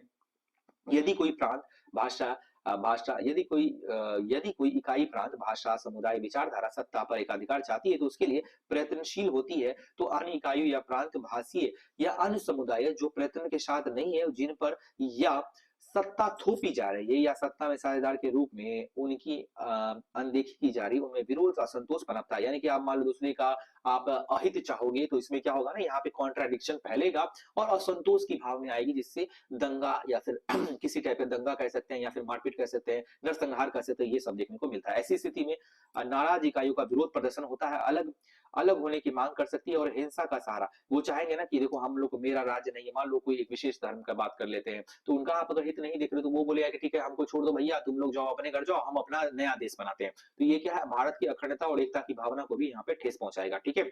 नौबत यहाँ गृह युद्ध यानी सिविल वार तक भी आ सकता है, विघटन तक की ये भी आ सकती है। विश्व के बहुत सारे देश को इस तरह के अनुभवों से गुजरना पड़ा, बहुत सारे देश में ऐसा हुआ है, ठीक है। अगर देखो यहाँ पे नेपाल की बात करें तो यहाँ पे जेन जी के बारे में जानते हो? जेन जी का जनरेशन जेड इसको बोला जाता है। जेन जी का बहुत बड़ा प्रोटेस्ट हुआ, नेपाल की सरकार को उखाड़ के फेंक दिया गया, ठीक है, क्योंकि उनको लग रहा था कि वो मेरे हित में काम नहीं कर रहे, इसलिए उखाड़ के फेंक दिया गया। तो यहाँ पे बहुत सारे जो है गृह या फिर यहाँ विघटन की स्थिति भी देखनी पड़ती है ना, तो सरकार को दौरा दौरा के मारा था, यहाँ फाइनेंस मिनिस्टर को भगा भगा के मारा था, घर में आग लगा दिया, बांग्लादेश में ही हुआ, पाकिस्तान में ही हुआ, श्रीलंका में ही हुआ, कितना सारा हालिया में एग्जाम्पल है, ठीक है।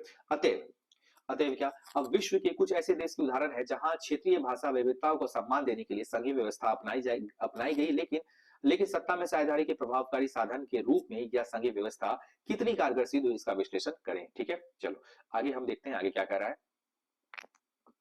हाँ, 1 मिनट, चलो, हाँ 1 मिनट देखते हैं, 1 मिनट, हाँ ठीक है। देखो, सोवियत समाजवादी गणराज्य का संघ विश्व की एक महान शक्ति के रूप में उभरा, लेकिन 1989 के बाद अनेक अनेक स्वतंत्र राष्ट्रों पे उसका विघटन हो गया, ठीक है। सोवियत संघ पहले था, सब कोई एक साथ था, सोवियत संघ या यूएसएसआर जिसको हम बोलते हैं, यूएसएसआर पहले था एक साथ, लेकिन बाद में क्या हुआ, इसका सब सब टूट के अलग हो गया, ठीक है।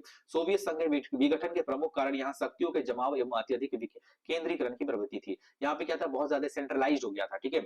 सब शक्ति एक ही जगह आ रहा था सोवियत संघ में, रूस के पास, सॉरी सोवियत संघ में, ठीक है। लेकिन बाद में क्या हुआ ना, ये चीज यहाँ पे हट गया, ठीक है। सोवियत संघ सोवियत राजनीति प्रणाली की धूड़ी साम्यवादी दल था। इसने उज्बेकिस्तान तथा अन्य विभिन्न भाषा संस्कृति वाले क्षेत्रों की आकांक्षाओं हितों को अनदेखी कर उन पर रूसी आधिपत्य के प्रयत्न ने विघटनकारी प्रवृत्ति को अपना दिया। यानी रूसी लोग यहाँ पे क्या हुआ, यहाँ पे जो विघटन क्या जो है यहाँ पे बताया जाता है कि रूस जो है यहाँ पे विघटन का बहुत बड़ा एक कारण माना जाता है, कि सोवियत संघ पहले जब ये रूस सुनते हो ना, पहले यहाँ पे यूएसएसआर उसको बोला जाता था, ठीक है, यूएसएसआर बहुत जगह पढ़ते होंगे, सोवियत संघ जो बोलते हैं, लेकिन अब क्या हुआ, ये विघटित हो गया, इसमें रूस जो है सब पावर अपने हाथों में ले रहा था, ठीक है। अन्य राष्ट्रीय और जातीयताओं में शिकायत भी की कि संघ के सबसे बड़े गणराज्य रूस की भाषा एवं संस्कृति उन पर थोपी जा रही है। रूस का जो संस्कृति है, कल्चर, आप किसी और देश पे किसी अपने कल्चर को थोपेंगे तो वो देश तो आपसे अलग होगा ही, ठीक है। सत्ता की हिस्सेदारी में रूसी मूल के नागरिकों की प्राधान्यता थी। और देखो, बहुत सारे जो अपर अपर जो पावर पे लोग बैठे हुए थे ना, वो रसिया के ही लोग थे। तो यहाँ पे तो ये लोग जो दूसरे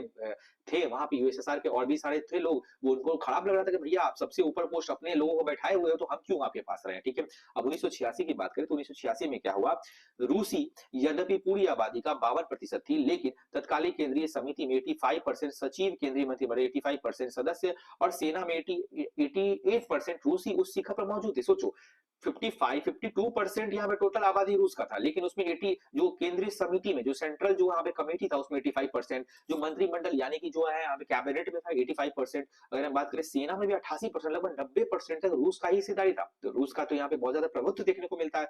विभिन्न गणराज्यों में रूसी नागरिकों की संख्या न सिर्फ बढ़ रही थी, वरन वहां के स्थानीय लोगों की अपेक्षा अधिक नगण्य थे। मतलब ये कहने का चीज है कि रूस में भी पहले सब एक था, लेकिन क्या हुआ, रूस का प्रतिनिधित्व और अपनी संस्कृति को वो दूसरे पे थोपने का प्रयास किया, इसलिए क्या हुआ, बहुत सारे देश क्या हुआ, यहाँ से अलग होने लगे, ठीक है। चलो अब देखो, वेस्ट इंडीज संघवाद पढ़ना और नाइजीरिया संघवाद, ये तुम लोग अपने से पढ़ना, ठीक है। चलो आगे हम बढ़ते हैं। अब देखो भाषा नीति क्या होता है, यहाँ पे हम आते हैं भाषा नीति के बारे में। अब देखो ज्यादा नहीं है, 63 पेजेस है, और तो मतलब 45 हो गया ना, अब 63 पेजेस और है, लगभग 20 पेज और है, 20-21 पेज, उसको हम लोग पढ़ते हैं और खत्म करते हैं। भारत में बहुत सारी भाषाएं बोली जाती है, बिल्कुल बोली जाती है। श्रीलंका में भाषागत भेदभाव राजनीति और अस्थिरता का बहुत बड़ा कारण था। सिंगली भाषा वाला जो एग्जाम्पल बताया ना, श्रीलंका में क्या था, भाषा के आधार पर ही झगड़ा हुआ ना, लड़ाई हो गया, ठीक है। इसलिए भारतीय संविधान में हिंदी भाषा का राष्ट्रभाषा का दर्जा दिया गया है। हिंदी भाषा को राष्ट्रभाषा का दर्जा दिया गया, क्योंकि यह आबादी का लगभग 40% लोगों की भाषा है। इसके साथ ही अन्य भाषाओं का प्रयोग संरक्षण एवं संवर्धन के उपाय किए गए हैं। संविधान के अनुसार सरकारी कामकाज और भाषा में अंग्रेजी का उपयोग को निषेध के बावजूद गैर हिंदी भाषा प्रदेशों की मांग के कारण अंग्रेजी का ही प्रयोग रहा है। देखो अंग्रेजी भाषा को क्यों यहाँ पे बहुत सारे ऑफिस में देखते हो इंग्लिश भाषा का यूज किया जा रहा है, क्यों, रीजन इसलिए है कि देखो यहाँ पे क्या है ना, अंग्रेज जो है यहाँ पे बोलते हैं कि क्योंकि देखो सब जो जगह के लोग जो जो क्योंकि भारत में बहुत विविधता है ना भाषा का, सब बोलेंगे मेरे भाषा का रखो, मेरे भाषा का आगे रखो, इसलिए बोले ठीक है, हमें एक इंटरनेशनल लैंग्वेज रखते हैं इंग्लिश को, तो यही इंग्लिश को हम लोग फॉलो करेंगे। तमिलनाडु में देखो 1 मिनट, कहाँ चल गया ये पेन, तमिलनाडु में तो इस मांग को लेकर जन आंदोलन भी उग्र हो उठा है, ठीक है। और देखो सरकारों ने भी इस विवाद को हिंदी के साथ साथ अंग्रेजी भाषा राजकीय काम का प्रयोग, मतलब राज्य का जो कामकाज होता है इसमें हिंदी भाषा को देकर सुलझाया है, ठीक है।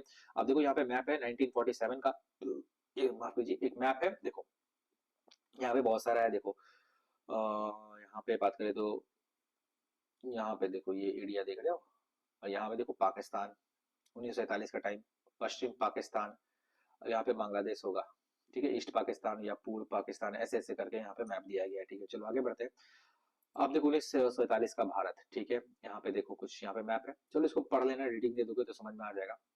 यहाँ पे क्या कह रहा है, ये अंतर्राष्ट्रीय सीमा के बारे में बताया गया है, देखो। और देखो भारत राजनीति 2006, 2006 का मैप, 1947 का मैप, दोनों मैप पे देखो और बताओ इसमें क्या है डिफरेंसेस। ये भी तुम पढ़ना, ठीक है, भारत की भाषी विविधता, ये जरूर पढ़ना खुद से, ठीक है, जो बोल रहे हैं ना वो घर पे पढ़ लेना।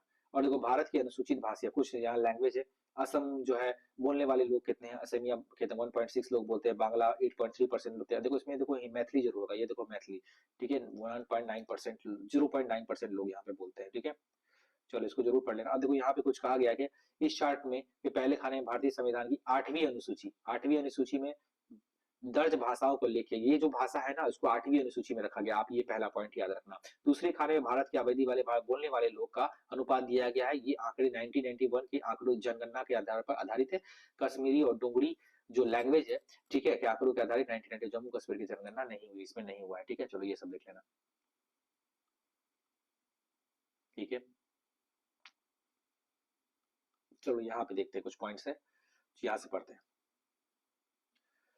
हाँ, ये पॉइंट आया, संविधान में केंद्र को अत्यंत शक्तिशाली बनाने वाले कुछ आपातकालीन प्रावधान भी है, केंद्र को शक्तिशाली बनाने वाले कुछ प्रावधान भी है जो आपातकालीन प्रावधान है, जिसके लागू होने पर हमारी संघीय व्यवस्था को केंद्रीकृत व्यवस्था में बदलते हैं, ठीक है।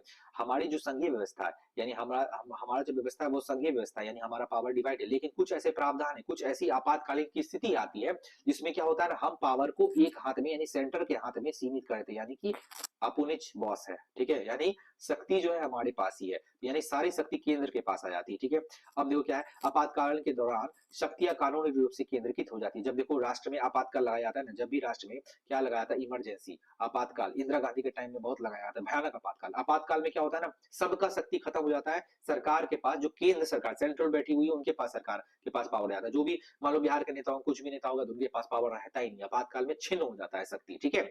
संसद, राज्य और संसद को राज्य के अधिकार क्षेत्र में आने वाले विषयों पर भी कानून बनाने का शक्ति प्राप्त हो जाता है। मतलब देखो संसद क्या कर सकती है उस टाइम, संसद यानी कि संसद क्या कर सकती है, राज्य का भी जो भी कानून है ना, जो भी राज्य को पावर है, जैसे शिक्षा पे पावर था राज्य को कानून बनाने का, लेकिन अगर आपातकाल लग गया तो उस पर कानून जो है संसद ही बनाएगी, ठीक है। आपातकाल का ऐसा प्रावधान होता है, 356 यहाँ पे आर्टिकल है, याद रखना। अब देखो यहाँ पे क्या है, राष्ट्रीय आपातकाल और यहाँ पे राष्ट्रपति शासन भी यहाँ पे है, दोनों यहाँ पे है जो यहाँ पे प्रावधान किया गया है। आगे देखते हैं, सामान्य स्थितियों में केंद्र सरकार को अत्यंत प्रभावी और वित्तीय शक्तियां एवं उत्तरदायित्व प्राप्त है। देखो केंद्र सरकार के पास क्या है, अत्यंत प्रभावी वित्तीय शक्तियां, फाइनेंशियल पावर भी है केंद्र सरकार के पास सबसे ज्यादा है, और उत्तरदायित्व जो सबसे ज्यादा जवाबदेही है केंद्र सरकार के पास है। आय के प्रमुख संसाधन केंद्र के नियंत्रण में है, बहुत सारा जो केंद्र के पास ही है। केंद्र सरकार द्वारा नियुक्त योजना आयोग के संसाधनों और इनके प्रबंधन की निगरानी करता है। इसके अलावा केंद्र सरकार अपने विशेषाधिकारों का प्रयोग कर राज्यों को नियंत्रण एवं अनुदान देता है, राज्यों को कंट्रोल करता है, और उनको कुछ अनुदान है, यानी कि अनुदान मतलब क्या होता है, ग्रांट्स, अगर आपको ग्रांट्स देना है तो आप दे सकते हैं यहाँ पे, ठीक है। अब देखो राज्यपाल विधानमंडल द्वारा पारित किसी भी विधेयक को राष्ट्रपति की मंजूरी के लिए तथा राज्य सरकार को हटाने तथा विधानसभा को भंग करने की सिफारिश राष्ट्रपति को भेज सकता है। राज्यपाल को क्या कहते हैं ना, वो केंद्र सरकार का एजेंट रहता है, ठीक है। राज्यपाल चाहे तो आपको राज्य में जो राष्ट्रपति शासन या राष्ट्रीय आपातकाल यहाँ पे लगाने की घोषणा कर सकता है, और ये राष्ट्रपति से मंजूरी के लिए भेजता है कि हाँ विधानमंडल कोई भी विधेयक है तो राष्ट्रपति जी को भेजेंगे, तब विधानमंडल में विधेयक पारित होगा, ठीक है। राज्यपाल का बहुत बड़ा रोल होता है राष्ट्रीय आपातकाल में, ध्यान रखना, राष्ट्रपति शासन या राष्ट्रीय आपातकाल में, ठीक है। अगर बात करें विशेष परिस्थिति में केंद्र सरकार राज्य सूची के विषय में भी कानून बना सकता है।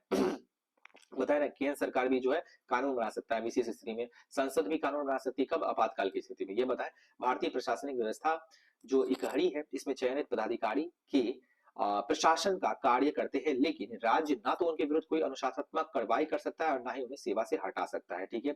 जो प्रशासनिक सेवा की कार्य यानी कि जो आईएएस आईपीएस लोग होते हैं ना, उनको जो है यहाँ पे राज्य तुरंत नहीं हटा सकता, इसमें थोड़ा सा प्रावधान वगैरह करना पड़ता है तभी उसको हटा सकते हैं। देखो यहाँ संविधान का अनुच्छेद दिया गया, कौन सा, आर्टिकल 33 और आर्टिकल 34 में संघ सरकार की शक्ति कि उस स्थिति में काफी बढ़ जाती है जब देश में किसी क्षेत्र में सैनिक शासन, ठीक है, सैनिक शासन लागू हो, ठीक है। आर्टिकल जो मार्शल लॉ कहते हैं उसको, सैनिक शासन को मार्शल लॉ जब लगता है तो 33 और 34 के अंतर्गत जो है यहाँ पे सरकार के पास शक्ति काफी बढ़ जाती है। ठीक है, संसद को यह अधिकार मिल जाता है, संसद को क्या अधिकार मिल जाता है कि ऐसी स्थिति में वह केंद्र एवं राज्य के किसी भी अधिकारी को अधिकारी के द्वारा शांति व्यवस्था बनाए रखने के लिए उसकी बहाली के लिए किए गए किसी कार्य का जो कानून का जायजा दे सके। ठीक है, बहाली के लिए किए गए किसी कार्य को कानून जायज करार कर सके। इस तरह हम देख सकते हैं कि भारतीय संविधान के कुछ विशेष प्रावधानों के द्वारा केंद्रीकृत व्यवस्था लागू की गई है तथा शक्तिशाली केंद्र द्वारा संघात्मक एकात्मक एवं आत्मा को संदर्भित करने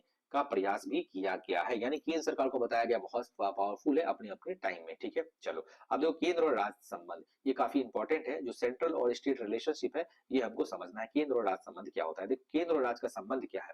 केंद्र और राज्य, देखो बात करें राज्य का कोई विवाद, देखो बहुत सारे केंद्र और राज्य विवाद भी हम पढ़ेंगे। पहले संबंध के बारे में जानते हैं, सेंट्रल और स्टेट का क्या रिलेशन है। ठीक है, चलो देखो संघीय व्यवस्था के तनाव, संघीय व्यवस्था के तनाव एवं सहयोग। एक और केंद्र शक्तिशाली स्थिति में दूसरी ओर राज्य की पहचान को भी मानता है। ठीक है, अतः केंद्र एवं राज्यों का संबंध संघीय व्यवस्था के कार्यकरण की अपेक्षा परीक्षा के लिए एक कसौटी पर काम करते हैं। काफी समय तक हमारे यहाँ एक पार्टी का केंद्र और राज्य का वर्चस्व रहा है। बहुत समय से देखो यहाँ पे बताया कांग्रेस का ही वर्चस्व रहा है। इस दौरान केंद्र एवं राज्य के संबंध समान रहे। ठीक है, बहुत सारे मान लो कांग्रेस है तो कांग्रेस बहुत दिन से था और राज्य में भी स्टेट में भी कांग्रेस का ही यहाँ पे बोलबाला था। तो केंद्र और राज्य संबंध बहुत अच्छा था, लेकिन जैसे ही राज्य में जो है कांग्रेस हट गया, मान लो बीजेपी आ गया, तो राज्य कांग्रेस चाह रहा है इस बीजेपी को किसी तरह से, या बीजेपी का जो पार्टी है इसको चाह रहा है कंट्रोल करना, लेकिन राज्य इस पे कॉन्ट्रडिक्शन बोल रहा है कि नहीं नहीं नहीं ऐसा नहीं हो सकता, ये काम नहीं करेंगे। तो यहाँ पे जो राज्य की स्थिति है ना, यानी यहाँ पे केंद्र और राज्य का जो संबंध है ना, रिलेशन खराब हो गया।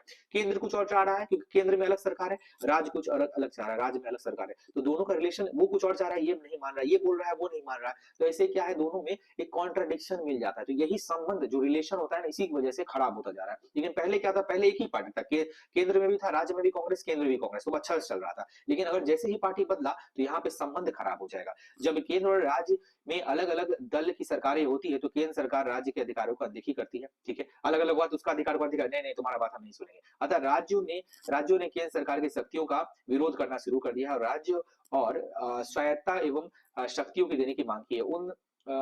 उन दिनों अक्सर केंद्र सरकार संवैधानिक उपबंधों का दुरुपयोग कर विपक्षी दलों की सरकार को भंग कर देती थी। ठीक है, 1980 की बात करें तो दशक में केंद्र सरकार ने जम्मू एवं आंध्र की निर्वाचित सरकार को बर्खास्त कर दिया था, क्योंकि देखो वो कुछ और चाह रहे थे। जम्मू और आंध्र प्रदेश की सरकार को ही केंद्र सरकार बोला जाओ तुम भागो, तुम्हारा बात नहीं सुनेंगे, सरकारें को हटा दिया। ठीक है, तो कितना गलत है ये।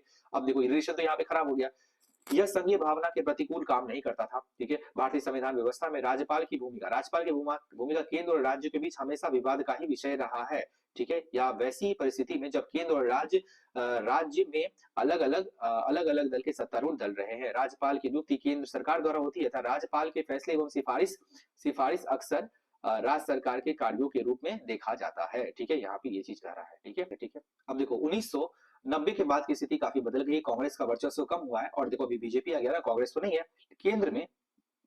केंद्र में गठबंधन की राजनीति का उदय हुआ है, जबकि किसी राज्य एक दल को स्पष्ट बहुमत नहीं मिला है, तब राष्ट्र प्रमुख पार्टियों को क्षेत्रीय दलों को समेत अनेक पार्टियों को गठबंधन सरकार बनानी पड़ती है। देखो क्या है ना कि गठबंधन की सरकार क्या होती है, देखो यहाँ पे क्या बता रहा है, गठबंधन की सरकार।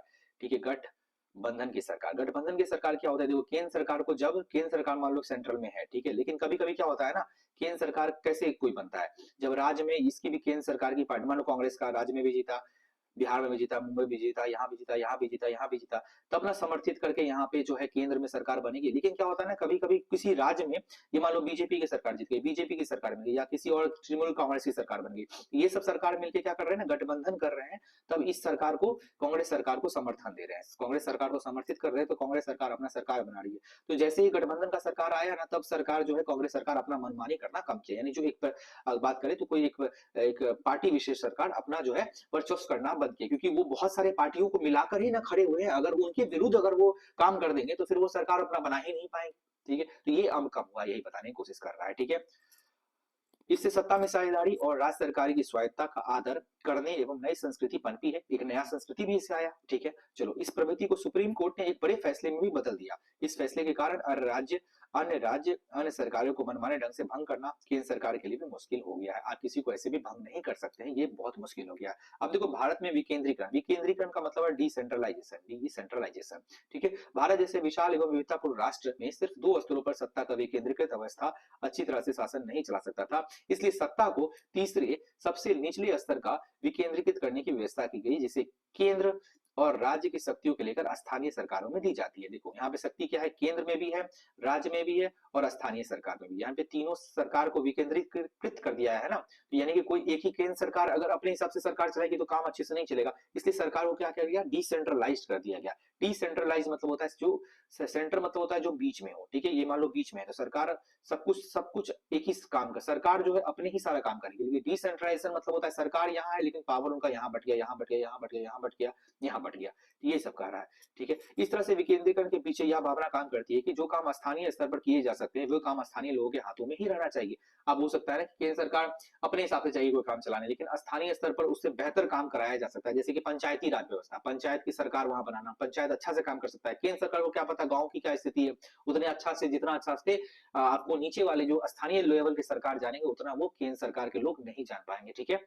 उन्हें स्थानीय जीवन से जुड़ी मसली जरूरतों और विकास के बारे में फैसला लेने की प्रक्रिया को जोड़ सके, ठीक है। स्थानीय जनता के प्रादेशिक केंद्र सरकार से नहीं कहीं ज्यादा स्थानीय समस्याओं से परिचित है, क्योंकि इनका सीधा असर उनकी रोजमर्रा की जिंदगी में पड़ता है। स्थानीय फैसले में भागीदारी भागीदारी से लोगों की लोकतांत्रिक भागीदारी भी आदत पड़ जाती है, ठीक है। यही सब कह रहा है, ठीक है। चलो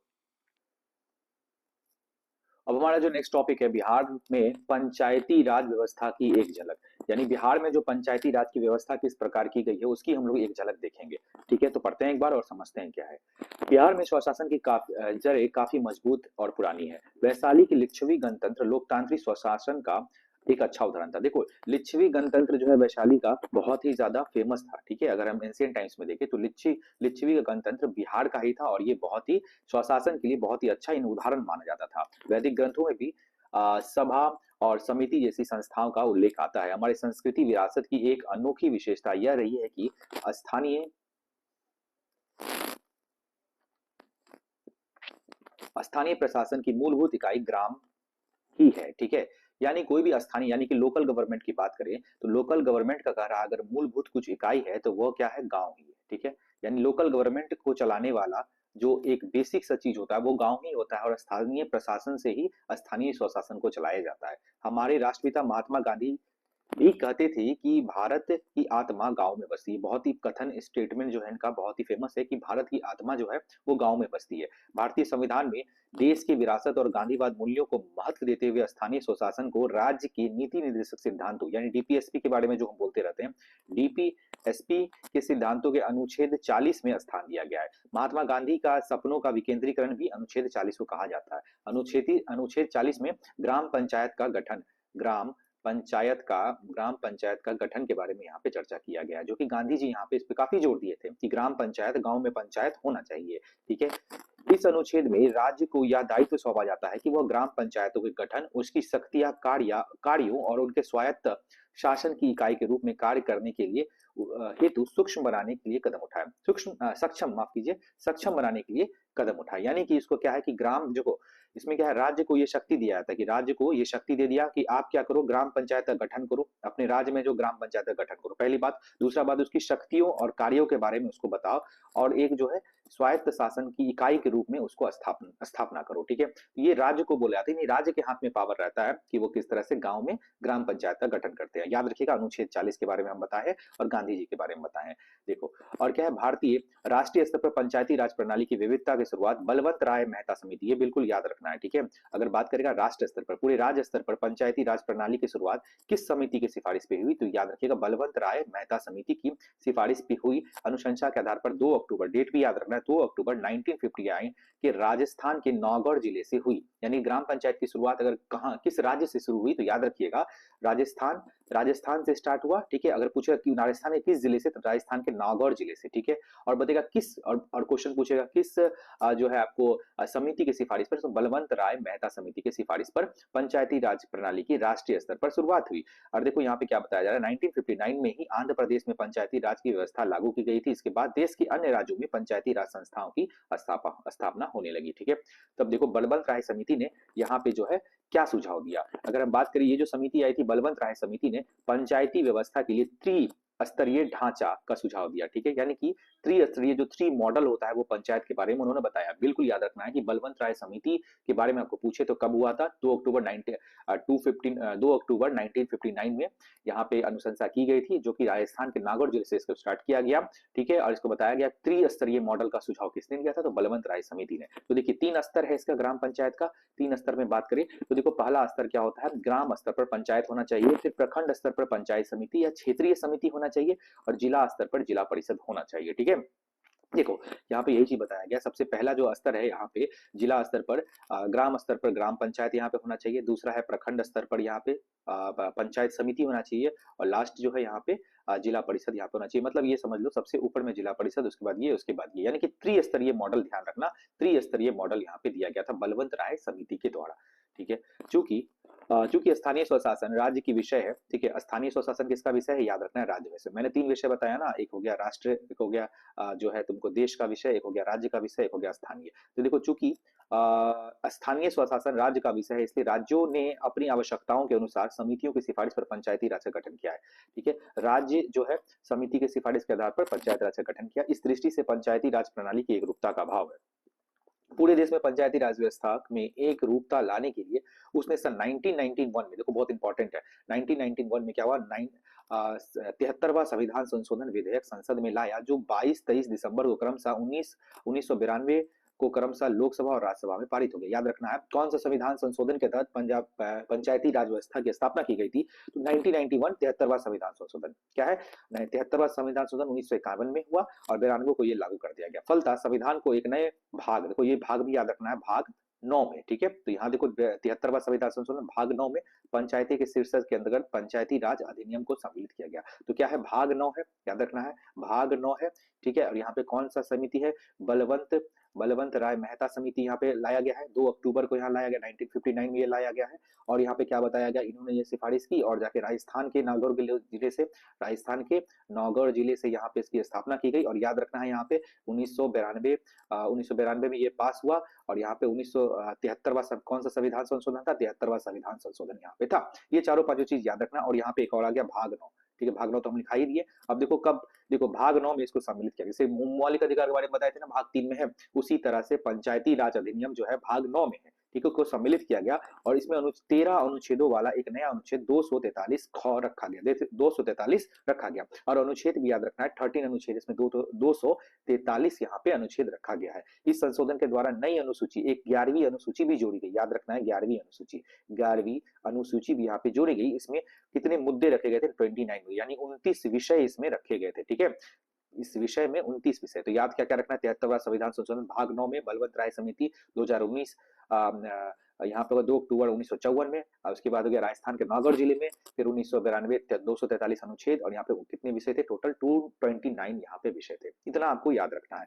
देखो अब देखो यहाँ पे पंचायती राज प्रणाली की स्थापना जनता के लोकतांत्रिक चेतना को जागृत करने के उद्देश्य की गई है। साथ में यह अपेक्षा भी की जाती है कि सामाजिक परिवर्तन होगा और समाज में समाज के जो न्याय के अधूरे कार्य है वो भी पूरे होंगे। देखो पंचायती राज का त्रिस्तरीय स्वरूप, वही जो त्रिस्तरीय स्वरूप बताया गया। ठीक है, अब देखो ग्राम पंचायत, पंचायत समिति, और सबसे यहाँ पे जो जिला परिषद। ठीक है, तो यहाँ पे कार्यकाल कितने वर्ष का होता है, इसका 5 वर्ष का यहाँ का कार्यकाल होता है। बिल्कुल याद रखना है। तो इसमें क्या क्या याद रखना है वो फिर से रिपीट करते हैं। देखो याद रखना भाग 9, और समिति क्या था, बलवंत राय मेहता समिति। ठीक है, 1959। ठीक है, 2 अक्टूबर याद रखना है। ठीक है, पहला हो गया। उसके बाद विषय कितना था, 29, जो 29 इसमें सब्जेक्ट दिया गया था। 1992 में ये पास हुआ। ठीक है, राजस्थान के नागौर जिले में ये हुआ था। आंध्र प्रदेश में भी ये लागू किया गया, सबसे पहले आंध्र प्रदेश में भी ये लागू किया गया। और उसके बाद 2-3-4 पॉइंट था, और 1991 हो गया, विषय हो गया, यहाँ पे ये हो गया। तो यही सारा चीज आपको पॉइंट ध्यान में रखना है। और देखो यहाँ पे 243 यहाँ पे क्या था, अनुच्छेद था। ये सारा चीज आपको याद रखना है। ठीक है, और ये सब्जेक्ट्स भी याद रखना। और देखो ये तो त्रिस्तरीय स्वरूप भी होता है। इसका स्वरूप क्या था, बलवंत राय समिति ने त्रिस्तरीय स्वरूप के बारे में यहाँ पे भी इन्होंने बताया था। उसके साथ साथ यहाँ का कार्यकाल बात करें तो 5 साल का कार्यकाल होता है। तो ये सारे 5-6 पॉइंट्स आपको याद रखना है। अब देखो आते हैं ग्राम पंचायत के बारे में। देखो अब इसके बारे में ये करके पढ़ेंगे। अब ग्राम पंचायत के बारे में जानेंगे ये क्या है। ठीक है, चलो अब देखो अगर बात करें बिहार में ग्राम पंचायत ग्रामीण क्षेत्रों की स्वायत्त शासन की सबसे नीचे स्तर का, देखो सबसे नीचे में आता है तो क्या आता है, ग्राम पंचायत ही आता है। लेकिन लेकिन इसका स्थान सबसे अधिक महत्वपूर्ण है। राज्य सरकार ने 7,000 औसत आबादी वाले ग्राम पंचायतों की स्थापना का आधार मानती है, यानी 7,000 से औसत आबादी किसी जगह है तो वहां पे क्या है, ग्राम पंचायत की स्थापना की जाएगी। एक पंचायत क्षेत्र में लगभग 500 की आबादी वाले वार्डों में विभक्त है। देखो 500 से आबादी वाले वार्ड वार्ड होता है ना, वार्ड कमिश्नर वगैरह चुनाव होता है, तो 500 वार्ड में, एक पंचायत में 500 वार्ड लगभग होता है, जिनकी संख्या सामान्यतः 15 से 16 होती है।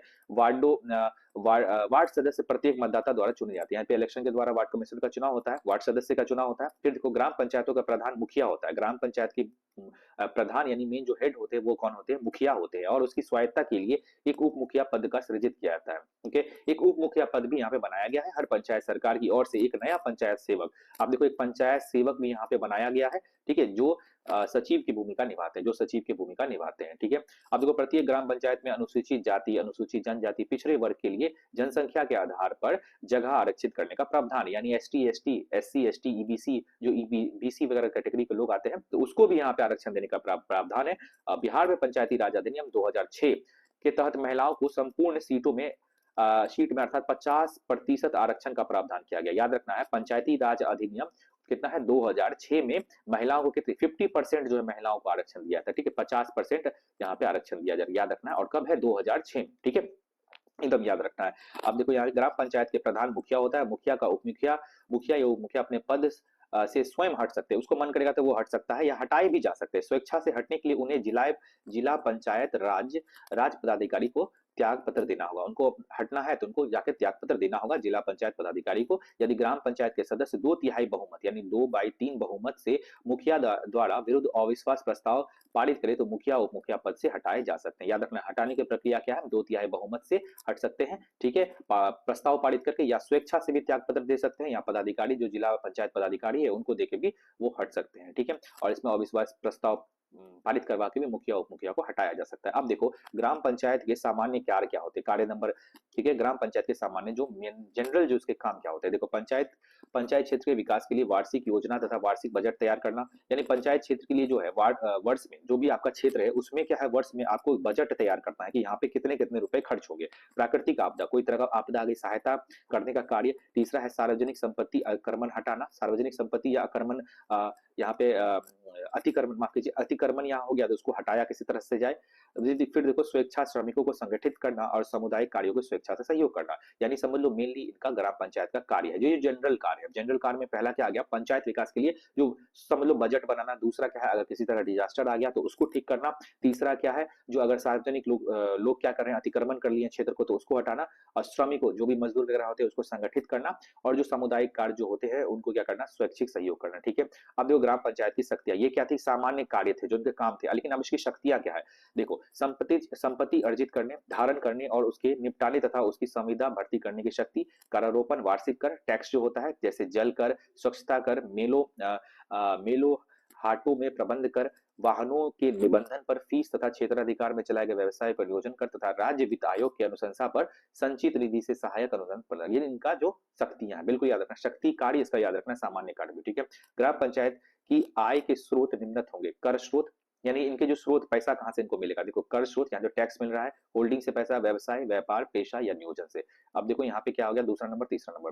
अगर हम दूसरा नंबर की बात करें तो फीस और रेंट, वाहनों का निबंधन, इनको फीस और रेंट कैसे मिलता है, वाहनों का निबंधन तीर्थ स्थानों पर से, फिर हाटों या मेलों, फिर जलापूर्ति, गलियों या स्थानीय प्रकाश शौचालय या मूत्रालय, इनको क्या है, इनसे यहाँ से जो पैसा मिलेगा इनको यहाँ पे मिलेगा, फीस या रेंट के हिसाब से ग्राम पंचायत को यहाँ पे पैसा आ रहा है। अब ये कुछ अनुदान भी मिलता है। अनुदान का इंग्लिश की बात करें तो अनुदान का इंग्लिश होता है ग्रांट। तो कुछ ग्रांट की बात करें तो जिला वित्त आयोग की अनुशंसा के आधार पर राज्य सरकार द्वारा पंचायतों को निधि से अनुदान भी दिया जाता है, ठीक है। यहाँ पे गवर्नमेंट जो तुम्हारा जो राज्य की गवर्नमेंट है ना, उस वो क्या करते हैं, इसको कुछ यहाँ पे पैसा देते हैं निधि अनुदान के रूप में, ठीक है। अब देखो यहाँ पे अंग की बात की, ग्राम पंचायत के प्रमुख अंग क्या होते हैं, ठीक है। अगर अंग की बात करते हैं, यहाँ 3 अंग होते हैं। सबसे पहला क्या होता है, ग्राम सभा। दूसरा क्या है, मुखिया। तीसरा क्या है, ग्राम रक्षा दल, दलपति या ग्राम कचहरी। ये 4 इसके दल होते हैं, ठीक है, याद रखना है। ग्राम पंचायत के प्रमुख अंग कितने होते हैं, 4 अंग होते हैं, जिसमें ग्राम सभा, मुखिया, ग्राम रक्षा दल, दलपति या ग्राम कचहरी यहाँ पे होता है। अब देखो सबसे पहले हम बात करेंगे ग्राम सभा की। ग्राम सभा क्या होता है, यह पंचायत का व्यवस्थापिका सभा है, यानी व्यवस्था करता है ग्राम सभा, ठीक है। ग्राम सभा पंचायत क्षेत्र में रहने वाले सभी वयस्क स्त्री पुरुष जो 18 वर्ष से अधिक उम्र के हैं ग्राम सभा के सदस्य होंगे। ठीक है, जो भी 18 साल से ऊपर है वो सदस्य होंगे। ग्राम सभा के वार्षिक बैठक वार्षिक भर में कम से कम कितनी बार होगी, एक मिनट, वर्ष भर में कम से कम 4 बार होगी, यानी कि 4 बार इनकी बैठक होगी। ग्राम सभा की बैठक की बात करें तो एक साल में 4 बार इसका बैठक कंपलसरी है। ठीक है, मुखिया ग्राम सभा की बैठक बुलाएगा, मुखिया ग्राम सभा की बैठक कौन बुलाएगा, मुखिया बुलाएगा, इसकी अध्यक्षता करेगा। ठीक है, और इसकी अध्यक्षता भी मुखिया ही करेगा, यानी ग्राम सभा की बैठक बुलाने का कार्य मुखिया को दिया गया है। 4 साल में 4 बार होगा और इसकी बैठक भी यहाँ मुखिया ही बुलाएगा। अब जो ग्राम रक्षा दल क्या होता है, ये 4 पार्ट में पढ़े, दूसरा आ गया ग्राम रक्षा दल। यह गांव की पुलिस व्यवस्था है। देखो, यहाँ गांव का पुलिस व्यवस्था भी होता है ग्राम रक्षा दल।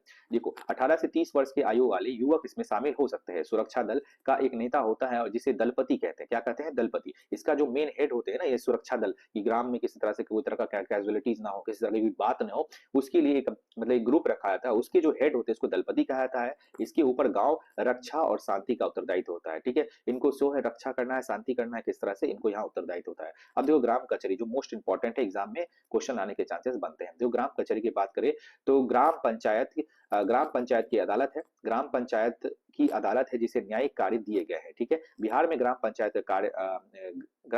की कार्यपालिका और न्यायपालिका एक दूसरे से अलग रखा गया है। यहाँ पे भी कार्यपालिका अलग है और न्यायपालिका भी अलग है। प्रत्येक ग्राम पंचायत में ग्राम कचहरी होती है। सब जगह जो है ग्राम कचहरी पक्का एकदम डेफिनेटली होगा। ठीक है, हाँ, ग्राम कचहरी स्थापित जिसमें प्रत्यक्ष निर्वाचित, एक मिनट, अलग ग्राम पंचायत में एक ग्राम कचहरी स्थापित की जाएगी जिसमें प्रत्यक्ष निर्वाचित एक सरपंच, ठीक है, जिसको हम डायरेक्टली चुनेंगे। प्रत्यक्ष निर्वाचित मतलब जिसको हम लोग डायरेक्ट चुन रहे हैं वोट डाल के। ठीक है, प्रत्यक्ष निर्वाचित सरपंच तथा इसमें प्रत्येक 500 के आबादी के हिसाब से निर्वाचित पंच हो गए। उसपे सरपंच भी होगा और उसपे 500 की आबादी के हिसाब से पंच भी होगा। ठीक है, एक सरपंच और एक पंच होगा। इनका कार्यकाल 5 वर्ष का होगा। याद रखना है, इनका जो कार्यकाल होगा ये कब होगा, 5 वर्ष का होगा। सरपंच ग्राम कचहरी का प्रभारी होता है। सरपंच क्या होता है, ग्राम जो कचहरी है उसका प्रभारी होता है। ग्राम कचहरी को दीवानी एवं फौजदारी, आपको पता होगा दीवानी क्या होता है और फौजदारी क्या होता है, मैंने बताया था। दीवानी फौजदारी क्या होता है, दोनों क्षेत्रों का अधिकार प्राप्त है। सरपंच भी सभी प्रकार के अधिकतम 10,000 तक के अधिक मामले को सुनवाई कर सकता है। देखो, 10,000 से ऊपर के मामले तक सरपंच सुनवाई कर सकता है। ग्राम कचहरी में एक न्याय मित्र भी होता है। देखो, अब एक न्याय मित्र भी आ गया और एक न्याय सचिव भी होता है। यहाँ पे न्याय मित्र भी आ गया, न्याय सचिव भी आ गया। न्याय मित्रों एवं न्याय सचिवों के पदों का निर्माण बिहार सरकार द्वारा किया जाएगा। देखो, बिहार सरकार करती है न्याय मित्र और न्याय सचिव का यहाँ पे जो है यहाँ पे निर्माण किया जाता है। न्याय मित्र सरपंच के कार्यों में सहयोग करता है जबकि न्याय सचिव ग्राम कचहरी के कागजातों को देखता है। ठीक है, तो इसमें याद क्या रखना है, सरपंच याद रखना है। ठीक है, उसमें याद रखना है कितने लोगों पे होता है। ठीक है, उसके बाद देखो पंच के बारे में याद रखना है, दीवानी फौजदारी तो पता ही है, प्रभारी के बारे में आपको पता रहना चाहिए, कार्यकाल कितने वर्ष का होता है। न्याय सचिव के बारे में याद रखना है, न्याय मित्र के बारे में, इसकी जो है निर्माण कौन करेगा, तो याद रखना है बिहार सरकार। ठीक है, अब देखो न्याय मित्र और न्याय, हाँ चलो आगे देखते हैं। अब देखो पंचायत समिति के बारे में हम लोग जानते हैं। पंचायत समिति क्या है, पंचायत समिति की बात करें तो पंचायत समिति राज्य व्यवस्था का दूसरा मध्यस्तर है, वो पहला था। ठीक है, अब देखो पंचायत समिति की बात करें, वास्तव में या ग्राम पंचायत और जिला परिषद के बीच की एक कड़ी है, क्योंकि ये बीच में है तो ये बीच की एक कड़ी है। ठीक है, इन दोनों के बीच की एक कड़ी है, किसकी किसकी किसकी कड़ी, ग्राम पंचायत का नीचे वाला का और जिला परिषद का सबसे ऊपर वाला का। बिहार में 5,000 से आबादी वाले पंचायत समिति के एक सदस्य को चुने जाने का प्रावधान है। ठीक है, और उसमें कितना था बताओ, वो जो हम बताएं, पंचायत ग्राम पंचायत में कितने लोगों पर ये ग्राम पंचायत की स्थापना की जाती है, ये भी याद रखना, कितने लोगों पर ग्राम पंचायत की स्थापना की जाती है या पंचायत समिति के कितने लोग रहते हैं तो उसको पंचायत समिति बना दिया जाता है। इसके अतिरिक्त पंचायत समिति के क्षेत्र के अंदर आने वाले समिति के प्रमुख चुनाव अप्रत्यक्ष रीति से होता है, यानी कि इसका जो चुनाव कैसे होता है, इनडायरेक्टली होता है। प्रमुख उप प्रमुख के उम्मीदवार प्रत्यक्ष निर्वाचित सदस्यों से होते तथा उन्हीं के मतों से बनाए जाते हैं। ठीक है, अब देखो, प्रमुख पंचायत समिति का प्रधान अधिकारी जो प्रमुख होता है ना, ये पंचायत समिति का क्या होता है, मेन जो हेड होता है। ठीक है, वास्तव में यह समिति की बैठक भी बुलाता है और उसकी अध्यक्षता भी करता है। बैठक भी इसी नहीं का काम है और बुलाना भी। वह पंचायत समिति के कार्यों की जांच पड़ताल भी करेगा और प्रखंड विकास पदाधिकारी के नियंत्रण में, वीडियो के नियंत्रण में रहेगा, प्रखंड विकास पदाधिकारी के। ठीक है, प्रखंड विकास पदाधिकारी पंचायत समिति का पदेन सचिव होता है। ये अपने आप सचिव, पदेन सचिव मतलब वो अपने आप सचिव बन जाता है, किसका, समिति का। ये जो समिति है ना पंचायत समिति, उसका जो है अपने आप ये सदस्य सचिव बन जाता है। कौन, प्रखंड विकास पदाधिकारी। ये जो पदाधिकारी अगर जो भी पद पे पदाधिकारी आए तो वो अपने आप जो है इसके सचिव बन जाएंगे, उसी को हम लोग पदेन कहते हैं। ठीक है, वह प्रमुख आदेश से पंचायत समिति की बैठक बुलाया जा सकता है। ये प्रमुख जो उसको अगर प्रमुख आदेश देंगे तब ये जो है कौन, प्रखंड विकास पदाधिकारी जो है बैठक बुलाएगा। यह पंचायत समिति के निर्णय को क्रियान्वित करता है तथा उसके कोष को धन खर्च करता है। ठीक है, इसका पैसा वही खर्च करेगा और उसके जो निर्णय उसको दिया जाएगा उसके हिसाब से वो काम करेगा। वो पंचायत का निरीक्षण करता है तथा अन्य महत्वपूर्ण कार्यों का भी संपादन करता है। ठीक है, अब देखो इनके कार्य क्या होते हैं। पंचायत समिति के कार्य की बात करें तो पंचायत समिति भी ग्राम सभा के पंचायत की वार्षिक योजनाओं पर विचार विमर्श करती है तथा समेकित योजना पर जिला परिषद में प्रस्तुत करती है। यानी कि जो भी इनके पास जो भी निर्णय वगैरह आया, जो भी नियम कानून आया, तो उसमें क्या है, ये अपना जो है एक समझ लो कि अपना एक रिपोर्ट भी जो रिपोर्ट वहां पे पेश करेगा वो कहाँ करेगा, जिला परिषद में वो अपना रिपोर्ट पेश करेगा। ठीक है, यह ऐसे कार्यकालों का संपादन या निष्पादन करती है जो राज्य सरकार द्वारा जिला परिषद को इसे सौंपती है। इसके अतिरिक्त सामुदायिक विकास कार्य एवं प्राकृतिक आपदा के समय राहत प्रबंधन कार्य की भी महत्वपूर्ण जिम्मेदारी है। यानी किसी तरह का आपदा आया तो इनका भी कार्य इन्हीं के बीच में करना है, इनको ही करना है। पंचायत समिति अपना अधिकांश कार्य अस्थायी स्थानीय समितियों द्वारा करती है। अब देखो सबसे मेन आया यहाँ पे, मेन समझो सब साढ़े तीन तो मेन ही था। अब देखो लास्ट हमारा आया जिला परिषद। ठीक है, बिहार में जिला परिषद पंचायती राज व्यवस्था का तीसरा स्तर है। ठीक है, वो दूसरा हो गया, पहला हो गया, दूसरा हो गया, ये तीसरा है। अब देखो यहाँ क्या आ गया, 50,000। ठीक है, उसमें क्या था 5,000, इसमें क्या है 50,000 की आबादी वाले जिला परिषद का एक सदस्य चुना जाता है। ग्राम पंचायत समिति के चुनाव की तरह भी इसमें अनुसूचित जाति, अनुसूचित जनजाति, पिछड़ी जाति और महिलाओं को आरक्षण का प्रावधान, इसमें भी आरक्षण है, उन सभी में भी आरक्षण है। ठीक है, जिला परिषद के क्षेत्राधिकार के अंतर्गत जिला की सभी पंचायतों की समितियां भी आती है। अब देखो जिला परिषद का कार्यकाल 5 वर्षों का होता है। जिला के सभी पंचायत समितियों इसके प्रमुख सदस्य होते हैं। अब इसका कार्यकाल कितने साल होता है, 5 साल। उसका भी था 5 साल। ठीक है, प्रत्येक जिला परिषद का एक अध्यक्ष होता है और एक उपाध्यक्ष होता है। इसका निर्वाचन जिला परिषद के सदस्य अपने सदस्यों के बीच पंचायती राज व्यवस्था को सुदृढ़ और शक्तिशाली बनाने के लिए करते हैं। देखो इनका चुनाव किस लिए किया जाता है, ताकि पंचायती राज व्यवस्था जो है ना, इनका जो है बहुत ज्यादा ये पावरफुल हो और बहुत ही अच्छे रहे। ठीक है, प्रत्येक 5 वर्ष के अवशासन पर पंचायतों को वित्तीय स्थिति का पूर्वांकन करने हेतु राज्य वित्त आयोग का गठन किया जाता है। अब देखो पैसा कहाँ गया नहीं गया, तो उसके लिए क्या है ना, राज्य वित्त आयोग का यहाँ पे गठन किया गया है। ठीक है, अब नेक्स्ट क्या है, पंचायती राज संस्थाओं को संवैधानिक दर्जा प्राप्त होने के बाद इसे मनमाने तरीके से विघटित नहीं किया जा सकता, क्योंकि संवैधानिक दर्जा प्राप्त है, आप किसी तरह से इसको तोड़ नहीं सकते हैं। ठीक है, क्योंकि संविधान में ऐसा लिखा गया है। विघटन की स्थिति में 6 माह के अंदर चुनाव करवाना जरूरी। अगर विघटन हुआ भी तो 6 मंथ के अंदर, अगर विघटन टूट गया, अगर ये नहीं रहा, ये सब नहीं रहा, तो 6 महीना के अंदर आपको चुनाव कराना है और पंचायत यहाँ जो जिला परिषद का चुनाव करके यहाँ पे नए जिला परिषद का यहाँ पे चयन करना है। ठीक है, अब देखो पंचायतों के लिए निर्वाचन नियमावली तैयार करना, पंचायतों के सभी निर्वाचन संचालन निष्पादन नियंत्रण के लिए निर्वाचन आयोग की उत्तरदायी। निर्वाचन आयोग भी यहाँ पे इलेक्शन कमीशन की बात कर रहा है, तो इलेक्शन कमीशन भी यहाँ पे उनके पास सारा जिम्मेदारी कि किस तरह से इसका जो है इलेक्शन कराया जाए, इनका जो इलेक्शन कराया जाए वो इलेक्शन कमीशन ही डायरेक्टली देख रही है। पंचायतों राज के लिए निर्वाचन आयोग की नियुक्ति राज्यपाल करता है। अब देखो पंचायत के लिए जो है निर्वाचन आयोग का नियुक्ति कौन करेगा, राज्यपाल के द्वारा ये नियुक्त किया जाता है, याद रखना है राज्यपाल करते हैं। ठीक है, अब देखो पंचायती राज अधिनियम 2005 के द्वारा महिलाओं के लिए संपूर्ण सिटी में आदि वही जो था 50% महिला को आरक्षण दिया गया था, तो इसमें भी जो है 50% आरक्षण दिया जाएगा। ठीक है, और क्या है इसका प्रावधान क्या है, इसके अलावा अनुसूचित जाति एससी एसटी जो ये और जो है लोगों को भी आरक्षण की व्यवस्था की गई है। ठीक है, अब देखो हम बात करते हैं, नेक्स्ट हमारा टॉपिक क्या है, बिहार में नगरीय शासन व्यवस्था। बिहार में नगरीय के शासन व्यवस्था क्या है। ठीक है, चलो अब देखो बिहार में नगर एवं कस्बों एवं स्थानीय स्वशासन की एक गौरवशाली इतिहास रहा है। मनुस्मृति महाभारत का उल्लेख में मिलता है। ठीक है, यानी कि मनुस्मृति और महाभारत के इनमें ही इनका उल्लेख मिलता है, किसमें, बिहार के नगरों का। मनुस्मृति और महाभारत बहुत ही बड़े काव्य ग्रंथ है, तो उसमें भी बिहार के बारे में बताया जा रहा है। यूनानी विद्वान मेगास्थनीज, ठीक है, यूनान से जो मेगास्थनीज आए थे, अपनी पुस्तक इंडिका, उनकी पुस्तक का नाम क्या था, इंडिका था, में मौर्य समाज की राजधानी पाटलिपुत्र के नगर पालिका संगठन के बारे में विस्तार पूर्वक लिखा है। चाणक्य चंद्रगुप्त जो चाणक्य जो चंद्रगुप्त का क्या था, प्रधानमंत्री था, उसकी पुस्तक क्या थी, अर्थशास्त्र में भी पाटलिपुत्र के नगर प्रशासन की वर्णन किया। देखो बड़ी बड़ी किताबों में भी ना इनके बारे में बताया गया, मेगास्थनीज का इंडिका, पाटलिपुत्र। उसके बाद देखो चाणक्य का जो प्रधानमंत्री थे चंद्रगुप्त, वो भी उनका भी बुक था जिसका नाम अर्थशास्त्र था। तो सब जो है बिहार के बारे में यहाँ पे चर्चा किए हैं। स्वतंत्रता प्राप्ति के बाद नगर पालिका स्वशासन पूरी तरह से पुनर्गठन और सुधार किया गया है। चलो आगे देखते हैं क्या किया गया है भाई। ग्राम पंचायत की तरह नगरीय स्वशासन व्यवस्था। अब देखो नगर का भी स्वशासन व्यवस्था यहाँ पे सही किया गया, वो तो ग्राम की बात होगी, अब हम लोग नगर के बारे में देख रहे हैं। देखो बिहार में बिहार प्राचीन काल से ही बहुत ही प्रचलित है। भारतीय संसद ने 74वां संविधान संशोधन 1992, तभी क्या था 73वां संविधान संशोधन, क्या था संविधान संशोधन 1993 था ना। ठीक है, अब ये क्या है 74वां संविधान संशोधन, वो ग्राम पंचायत के लिए था और यहाँ पे नगर के लिए, नगर पंचायत के लिए। ठीक है, पारित करके नगरीय स्वशासन व्यवस्था को सर्वप्रथम संवैधानिक संशोधन 1992 पारित कर स्वशासन व्यवस्था को सर्वप्रथम संवैधानिक रूप से यहाँ पे किया गया। ठीक है, यहाँ से किया गया, एक मिनट, 73वां संविधान संशोधन 1992 ही था वो भी। नगर पालिका कार्य क्षेत्र के विषय में 12वीं अनुसूची में उल्लिखित है। ये क्या है 12वीं अनुसूची में, वो कौन सी अनुसूची था, 11वीं अनुसूची था, ये क्या है 12वीं अनुसूची। ठीक है, अपने बिहार में कोई महानगर नहीं आता। हमारे राज्यों में नगरों के स्थानीय स्वशासन के लिए स्वशासन के लिए 3 प्रकार की संस्थाएं चलाई जाती है। कोई महानगर हमारे बिहार में नहीं है, इसलिए हमारे स्वशासन कैसे चलाए जाते हैं? नगर के लिए। वो तो गया गाँव-गाँव के लिए, ठीक है? लेकिन अब हम नगर के लिए क्या है? सबसे पहले क्या होता है? नगर पंचायत, फिर नगर परिषद और नगर निगम, ठीक है? अब एक-एक करके जानते हैं नगर पंचायत क्या होता है। ऐसे स्थान जो गाँव के शहर जो गाँव से शहर का रूप लेने लगते हैं, ठीक है? कोई भी स्थान है, ठीक है? नगर पंचायत किसको कहते हैं? जो स्थान गाँव से डायरेक्ट क्या हो शहर बनने लगेगा, ठीक है? वहाँ स्थानीय शासन चलाने के लिए नगर पंचायत का गठन किया जाता है। कोई मान लो गाँव है, वो नगर बनता जा रहा है, एक शहर शहर का रूप ले रहा है। कोई अगर गाँव है, तो गाँव से वो क्या कर रहा है ट्रांसफर होके वो क्या कर रहा है शहर बनता जा रहा है, तो उसको जो है नगर पंचायत वहाँ पे गठन कर दिया जाता है कि ये नगर पंचायत है, ठीक है?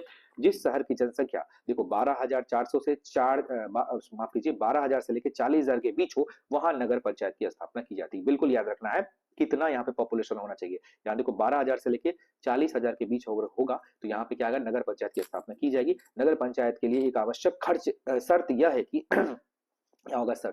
शर्त यह है कि उस शहर को वयस्कों की 3/4 जनसंख्या कितना है? 3/4 जनसंख्या कृषि से भिन्न कार्य में संलग्न हो। ठीक है? बहुत ज़्यादा इंपॉर्टेंट है यहाँ पे। यहाँ पे मान लो 3/4 जो लोग हैं ना यहाँ पे कृषि से अलग कार्य कर रहे हो। सिर्फ कृषि से अलग कार्य यहाँ पे 3/4 लोग कर रहे हैं, तभी यहाँ पे जो है यहाँ पे ये जो है नगर पंचायत का गठन किया जाएगा। नगर पंचायत के सदस्य वहाँ के बोर्डों से मतदाताओं द्वारा सीधे चुनकर आते हैं। ठीक है?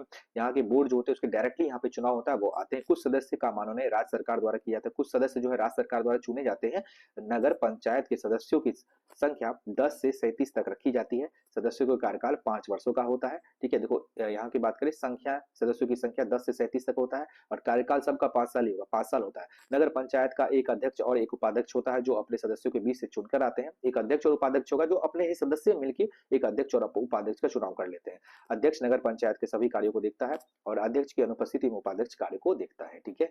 चलो आप देखो नगर परिषद की बात करते हैं। नगर परिषद की बात करें तो देखो नगर परिषद सबसे बड़े नगर परिषद बड़े शहरों में नगर परिषद का गठन किया जाता है। वैसे शहर जिसकी संख्या क्या है कम से कम 2 लाख या 3 लाख के बीच होती है, वहां नगर परिषद की स्थापना की जाती है। नगर परिषद का गठन वैसे शहर में की जाती है जहां पूरी जनसंख्या 3/4 भाग अपनी आजीविका के लिए कृषि छोड़ अन्य कार्य में रहते हैं। अब देखो 3/4 पूरे जो भाग है ना ये सभी जो है अन्य कार्य कर रहे हैं, कृषि के अलावा जो कार्य कर रहे हैं उसको हम लोग क्या कहेंगे नगर परिषद। ठीक है? और साथ ही इन शहरों की जनसंख्या और घनत्व प्रति वर्ग किलोमीटर 40 व्यक्ति होने चाहिए। यानी कि अगर बात करें घनत्व की बात करें तो कितना है 400 वर्ग किलोमीटर यहाँ पे होना चाहिए, तभी यहाँ पे नगर परिषद को बताया जाएगा। अगर बात करें नगर परिषद का अंग क्या क्या होता है, देखो यहाँ पे बात करें तो 4 अंग होता है नगर परिषद का। पहला होगा नगर परिषद समितियां, फिर अध्यक्ष एवं उपाध्यक्ष और कार्यपालक पदाधिकारी। नगर परिषद के अंग है जो नगर परिषद को ढंग से चलाते हैं। अब देखो नगर पार्षद क्या होता है? नगर परिषद का एक प्रमुख अभिकरण नगर परिषद होता है। इसके सदस्य पार्षद या कमिश्नर कहलाते हैं। इसके सदस्य की संख्या कम से कम 10 और अधिक से अधिक कितनी होती है 40 होती है। इसके अतिरिक्त प्रतिशत निर्वाचित सदस्य होते हैं। 80% जो लोग हैं वो निर्वाचित यानी कि उसको जो है निर्वाचित चुना जाता है 80%, लेकिन यहाँ 10 से 40 जो होता है यहाँ पे सदस्य ऐसे होता है और 80% लोग को इलेक्शन द्वारा चुना जाता है। शेष जो है 20% जो है मानो शेष जो है 20 बचता है। 80 जो है हम लोग चुन के आते हैं ना, इलेक्शन करा के 80 आ रहा है, लेकिन 20 जो बचा उसको हम लोग मनोनीत करते हैं, मतलब अपने हिसाब से चुनते हैं। देखो पार्षद का कार्यकाल 5 वर्ष का ही होता है। राज्य सरकार पूरी परिषद को भंग कर सकती है यानी कि उसको तोड़ सकती है, जब मन चाहे तो परिषद को हटा सकती है। ठीक है? नगर परिषद की बैठक महीना में कितना होता है? एक बार होता है। नगर परिषद के सदस्य अपने में से एक सदस्य और उपाध्यक्ष चुनते हैं। ठीक है? अब देखो समितियां की बात करें। समिति क्या होता है? नगर परिषद के कार्यों को सुचारू रूप से संचालन करने के लिए नगर परिषद की कई समितियां हैं। नगर परिषद की बहुत सारी समितियां समितियों को नगर परिषद नियुक्त करती है। इन समितियों को कौन नियुक्त करेगा? नगर परिषद ही नियुक्त करेगा, जिसमें 3 से 6 सदस्य होते हैं। ये समितियां अलग अलग विषयों के लिए होती है, जैसे शिक्षा समिति, जन स्वास्थ्य समिति, वित्त समिति, अस्पताल, मतलब ये सब समिति सब है जो इसके अंतर्गत काम कर रही है। ये समितियां नगर परिषद को क्या कर रहा है? सलाह दे रहा है और बहुत से कार्यों को यहाँ पे संपन्न भी करता है। अब देखो उसमें एक अध्यक्ष और उपाध्यक्ष भी थे। उसके बारे में देखें तो बिहार के प्रत्येक नगर परिषद में एक मुख्य जो अध्यक्ष है पार्षद और एक उप मुख्य पार्षद मतलब उपाध्यक्ष होते हैं। इन दोनों का चुनाव नगर परिषद के सदस्य द्वारा किया जाता है। ठीक है? इनका कार्यकाल जो होता है 5 वर्षों का था, किंतु इनके पहले भी इन्हें हटाया जा सकता है। इनका कार्यकाल 5 साल है लेकिन उससे पहले भी इसको हटाया जा सकता है। नगर पार्षद जो होते हैं नगर परिषद का प्रधान होता है, वह उसके सभी कार्यों को देखभाल भी करता है। वो नगर परिषद के नियमों को लागू करता है। मुख्य पार्षद अपने ही शहर के प्रथम नागरिक साझा करता है। अपने शहर का प्रथम नागरिक समझा जाता है, मतलब अपने शहर का प्रथम नागरिक किसको कहा जाता है? मुख्य पार्षद को कहा जाता है, अपने शहर का प्रथम नागरिक। ठीक है? अध्यक्ष की अनुपस्थिति में उपाध्यक्ष उसके सभी कार्यों को संपन्न करता है। यानी पूछेगा शहर का प्रथम नागरिक किसको समझा जाता है, तो मुख्य पार्षद को यहाँ पे समझा जाता है। अब देखो कार्यपालक पदाधिकारी जो होते हैं, वो पदाधिकारी क्या है। देखो प्रत्येक नगर परिषद में एक कार्यपालक पदाधिकारी होता है, ठीक है। इसकी नियुक्ति राज्य सरकार, देखो राज्य सरकार द्वारा करती है, जो बीपीएससी का शायद इसमें होता है एग्जाम, तो इस चुनाव के इस एग्जाम के अंतर्गत इसका यहाँ पे चयन होता है। नगर परिषद प्रशासन को चलाने वाला प्रधान अधिकारी होता है, ये सबसे मुख्य अधिकारी, जो मेन जो ऑफिसर होते हैं यही होते हैं, कौन, कार्यपालक पदाधिकारी। नगर परिषद के कुछ अन्य अधिकारी तथा कर्मचारी भी होते हैं, जैसे स्वास्थ्य अधिकारी, शिक्षा निरीक्षक, कनीय अभियंता, टैक्स दरोगा आदि। ये सब कार्यपालिका पदाधिकारी को सलाह देते हैं। ये क्या करेंगे, कार्यपालिक अधिकारी को ये सब मिलकर क्या करेंगे, सलाह देंगे, देखिए भैया ऐसे ऐसे इस क्षेत्र में ऐसे ऐसे काम करना चाहिए, ठीक है। अगर देखो यहाँ पे आता है नगर परिषद के कार्य। अब कार्य क्या होता है, अब हमने देखा कि नगर शासन व्यवस्था के अंतर्गत नगर परिषद एक महत्वपूर्ण इकाई है। इसके लिए नगर परिषद के बहुत से कार्य करने पड़ते हैं, बहुत सारा इनके कार्य है, ठीक है। नगर परिषद के यहाँ पे क्या बताया जाता है, दो तरह के कार्य होते हैं, एक अनिवार्य एवं ऐच्छिक। एक जो बहुत जरूरी है उसको अनिवार्य कहेंगे, ऐच्छिक जो आपके मन पे है आप कीजिए या ना कीजिए, ठीक है।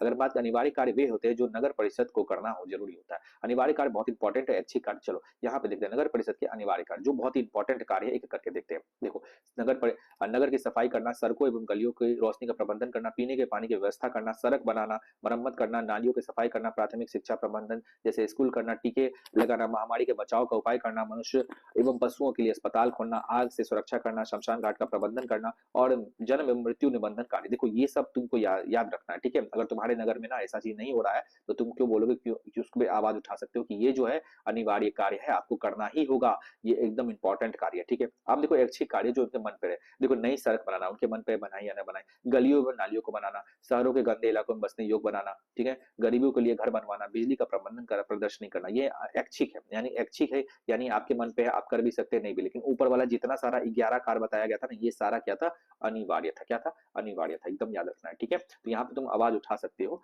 अपना आवाज, ठीक है। अब देखो क्या है, यहाँ पे है पार्क बगीचा, यहाँ पे अजय अजय बगड़ बनाना, ये सब पुस्तकालय एवं ये सब बनाना, ठीक है। अब देखो यहाँ पे क्या लास्ट, यहाँ पे अब अंतिम में ही हम लोग जा रहे हैं, लास्ट ही है। नगर परिषद आय के स्रोत, इसकी आय के स्रोत क्या होता है, नगर परिषद विभिन्न प्रकार के टैक्स लगाता है, ठीक है, एवं वसूली भी करता है, जैसे मकान टैक्स, ठीक है, फिर जो वाटर टैक्स हो गया, फिर जाके लाइट टैक्स हो गया, नाली टैक्स हो गया, बाजार जो मनोरंजन कर इत्यादि। इसके अतिरिक्त नगर के बाहर नगर में बिक्री किए जाने वाले सामानों के नगर परिषद की सीमा शुल्क यानी कि जो रोड शुल्क जो लगाता है, जो रोड टैक्स जो लगाता है, ये भी लगाता है, ठीक है। चलो आगे देखते हो, शहर में चलने वाली बैलगाड़ी, टमटम, साइकिल, अब तो ये सब चीज बंद हो गया, बैलगाड़ी, टमटम, साइकिल, रिक्शा आदि पर भी नगर परिषद वार्षिक कर वसूलती है। इसके अलावा राज्य सरकार समय समय पर अनुदान, कुछ ग्रांट राज्य सरकार क्या करता है, कुछ पैसा भी देता है, ठीक है। ये तो टैक्स से पैसा अपना कमा लिया, लेकिन राज्य सरकार भी कुछ इसको टैक्स देगा, जिसे आय के रूप में गिना जाता है। अब देखो नगर निगम की बात करते हैं, तीसरा नंबर आ गया हमारा नगर निगम, ठीक है। जैसा कि हम जानते हैं कि राज्य के नगरों को स्थानीय स्वशासन के लिए 3 प्रकार की संस्थाएं हैं। तीनों संस्थाएं में नगर निगम बड़े शहरों में स्थापित की जाती है, अर्थात जिस शहर की जनसंख्या 3 लाख से अधिक है, उस वैसे शहर को नगर निगम की स्थापना की जाती है। याद रखना है, जिस शहर की संख्या कितना 3 लाख से अधिक है, उसको नगर निगम वहां बना दिया जाता है, ठीक है।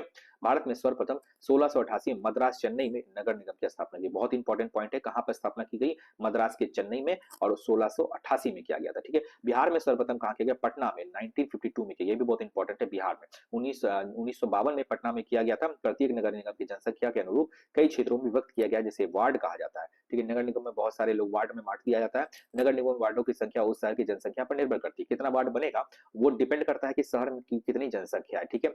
वार्डों के निर्धारण में आरक्षण के नियम का पालन किया जाता है, आरक्षण भी लगाया जाता है, ठीक है, जिसमें अनुसूचित जाति, अनुसूचित जनजाति, पिछड़े वर्ग, अत्यंत पिछड़े वर्ग की व्यवस्था की गई है। बहुत सारा जो आरक्षण यहाँ पे दिया गया है SC ST EBC वगैरह को। फिर अगर बात करें तो बिहार के नगर निगम में 50% जो महिलाओं को, देखो सब जगह महिलाओं को क्या मिला गया है, 50% क्या हुआ, आरक्षण दिया गया है, ठीक है। पटना नगर निगम में 72 वार्ड है, गया नगर निगम, इतना ये सारा सारा डिटेल है, ये देख लेना। अब देखो नगर निगम के प्रमुख अंग, बिहार नगर निगम के प्रमुख अंग क्या क्या है, ठीक है। यहाँ पे देखो नगर परिषद, फिर देखो सशक्त स्थानीय समिति, परामर्श स्तरीय समितियां, और फिर क्या है, नगर आयुक्त, ये 4 क्या है इसका जो है प्रमुख अंग है। अब देखो नगर परिषद की बात करते हैं, ठीक है। नगर परिषद 1 नंबर, देखो समूचे नगर क्षेत्र में विभिन्न क्षेत्रों में वार्डों में बांटा जाता है। इस तरह से विभक्त प्रत्येक क्षेत्रों के क्षेत्र के मतदाताओं द्वारा एक प्रतिनिधि निर्वाचित होकर आते हैं। इन्हें वार्ड पार्षद या वार्ड काउंसिलर कहते हैं। वार्ड पार्षदों का कार्यकाल 5 है। वार्ड वार्ड कमिश्नर के बारे में अधिकतर यहाँ पे बात की जा रही है। अब देखो क्या कर रहे हैं, निर्वाचित सदस्यों के अलावा विशेष हितों के प्रतिनिधि करने वाले समूह जैसे कि चैम्बर ऑफ कॉमर्स, व्यापार एवं निबंधन स्थानक के सभी के सदस्य भी परिषद के सदस्य होते हैं। सभी निर्वाचित सदस्य के साथ मनोनीत सदस्य मिलकर कई संयोजित सदस्य चुने जाते हैं। इसमें बहुत सारे सदस्य के बारे में बताया कैसे चुने जाते हैं। इसके अलावा आमंत्रित सदस्यों के रूप में भी नगर निगम क्षेत्र के सांसद, स्थानीय विधायिका एवं स्थानीय पार्षद होते हैं। नगर निगम की बैठक प्रत्येक प्रत्येक महीना, देखो नगर निगम की बैठक की बात करें तो हर पड़ जो है पर महीना होता है, यहाँ पे हर महीना पे यहाँ पे बैठक होना जरूरी है। नगर निगम के प्रमुख नगर निगम बनाना, फिर देखो निर्णय लेना एवं टैक्स लगाना इनका कार्यकाल होता है। ठीक है, अब देखो महापौर, या देखो यहाँ बिहार में इसका नहीं है, महापौर एवं उप महापौर। नगर निगम अपने सदस्यों के बीच से एक महापौर एवं उप महापौर चुनती है। इनमें इन दोनों का कार्यकाल कितना होता है? 5 साल होता है। एक बार इसको पढ़ लेना, देख लेना, बहुत आसान है ये सब। फिर देखो सशक्त एवं स्थानीय समिति, नगर परिषद के बाद नगर निगम का दूसरा महत्वपूर्ण होता है। महापौर एवं उप महापौर भी इस समिति के सदस्य होते हैं। ठीक है, ये सब पढ़ने में बहुत ही आसान है। ठीक है, अब देखो परामर्शी कुछ समिति होती है जो मतलब कि परामर्श देती है। ठीक है, अब देखो नगर आयुक्त ये पढ़ते हैं, ये इंपॉर्टेंट, नगर आयुक्त की बात करते हैं। देखो जो मैं बोल रहा हूँ ना वो जरूर पढ़ लेना तुम लोग। ठीक है, फिर देखो नगर निगम के इस पदाधिकारी की नियुक्ति बिहार सरकार द्वारा की जाती है। यह प्रायः भारतीय प्रशासनिक सेवा के पदाधिकारी होते हैं। नगर आयुक्त जो होते हैं ये आईएएस आईपीएस वगैरह, आईएएस जो प्रशासनिक सेवा है वो उसके होते हैं। नगर आयुक्त नगर निगम का मुख्य प्रशासक होता है एवं नगर के सभी कर्मचारियों के कार्यों की देखभाल करता है। नगर आयुक्त के कुछ कर्मचारी नियुक्त करते हैं। नगर आयुक्त निगम प्रस्तुत परिषद एवं सशक्त स्थानीय समिति द्वारा किए गए निर्णय के रूप कार्य का संपादन करते हैं। ठीक है, ये बहुत ही ज्यादा पावरफुल अधिकारी होते हैं जो सभी तरह के जो है काम और निर्णय यहाँ पे करते हैं। नगर निगम के प्रमुख कार्य, अब देखो यहाँ पे इसका काम क्या होता है। ठीक है, अब देखो सबसे पहला कार्य की बात करें, देखो सुख सुविधा के लिए अनेक कार्य करते हैं। देखो सबसे पहला कार्य क्या है? नाली, पेशाब खाना, शौचालय या आदि निर्माण करना एवं देखभाल करना। पहला कूड़ा करकट या गंदगी की सफाई करना, पीने का पानी का प्रबंधन करना, गली में पुलों एवं उद्यानों की सफाई एवं निर्माण करना, मनुष्य एवं पशु के लिए चिकित्सा केंद्र की स्थापना करना, छुआछूत जैसी बीमारी पर रोक लगाने का प्रयास करना, प्राथमिक स्तर पर विद्यालय, पुस्तकालय, फिर देखो अजय बगर की स्थापना करना, व्यवस्था करना, विभिन्न कल्याण केंद्र, जैसे यहाँ पे क्या है, मृत्यु केंद्र यानी जो पोस्टमार्टम वाला जो केंद्र उसको बनाना, शिशु केंद्र, वृद्धाश्रम की स्थापना देखभाल करना, खतरनाक व्यापार को रोकथाम, खतरनाक जानवरों का, पागल कुत्तों से मारने से प्रबंध करना, दूध चारा की स्थापना करना, ये सब इनका कार्य है। ठीक है, बहुत सारा कार्य है, इनको तुम लोग देख लेना। ठीक है, अब देखो यहाँ पे भी कुछ आ गया, यहाँ पे लगभग 17 कार्य है। देखो यहाँ पे आग बुझाने का भी प्रबंधन करना, आग लग गया तो फिर मनोरंजन गृह का प्रबंधन करना, जन्म मृत्यु पर का पंजीकरण, रजिस्ट्रेशन करना, जन्म का भी रजिस्ट्रेशन करना, मृत्यु का भी, नगर की जनगणना करना, फिर नए बाजार की निर्माण करना, फिर नगर में बस आदि चलवाना, शमशान एवं कब्रिस्तान की देखभाल करना, गृह उद्योग एवं सरकारी भंडारों की भी स्थापना करना, ये इनका सारा कार्य है। अब देखो इनके आय के स्रोत क्या होते हैं, नगर निगम के जो है आय के प्रमुख साधन क्या होते हैं। नगर निगम की बात करें तो आय के प्रमुख साधन निम्नलिखित है। नगर निगम कई प्रकार से टैक्स लगाता है, जैसे कि मकान टैक्स आता है, जल कर आता है, शौचालय, फिर पशुओं का कर आता है, छोटे वाहनों पर, इन सब से जो टैक्स आता है ना सब जाकर नगर निगम के पास आ जाता है। ठीक है, बिहार सरकार द्वारा समय समय पर दिया गया आर्थिक अनुदान, बिहार सरकार भी क्या करती है, इसको ग्रांट देती है। क्या देती है? ग्रांट, अनुदान देती है समय समय पर। इतना करोड़ रुपया, आपको 5 करोड़ रुपया दे रहे हैं, आप यहाँ का उत्थान कीजिए। ठीक है, तो इसी के साथ हमारा जो ये चैप्टर था यही खत्म हो गया। काफी लंबा चैप्टर था। तुम क्या करना, ये सारे चैप्टर्स का हम क्या करेंगे अब कि क्वेश्चन आंसर और जो भी इसके सारे जो भी ऑब्जेक्टिव्स है उन सारे को भी यहाँ पे तुम लोगों को भेज देंगे। आराम से इसको लिख लेना, जो भी डाउट्स है उसको कमेंट सेक्शन में पूछना। आज हो सकता है आज हम लाइव आए और इसके डाउट का समाधान करें। ठीक है, तो थैंक यू, बहुत बहुत धन्यवाद वीडियो देखने के लिए। कमेंट कर दो और सब्सक्राइब कर दो। Thank you so much.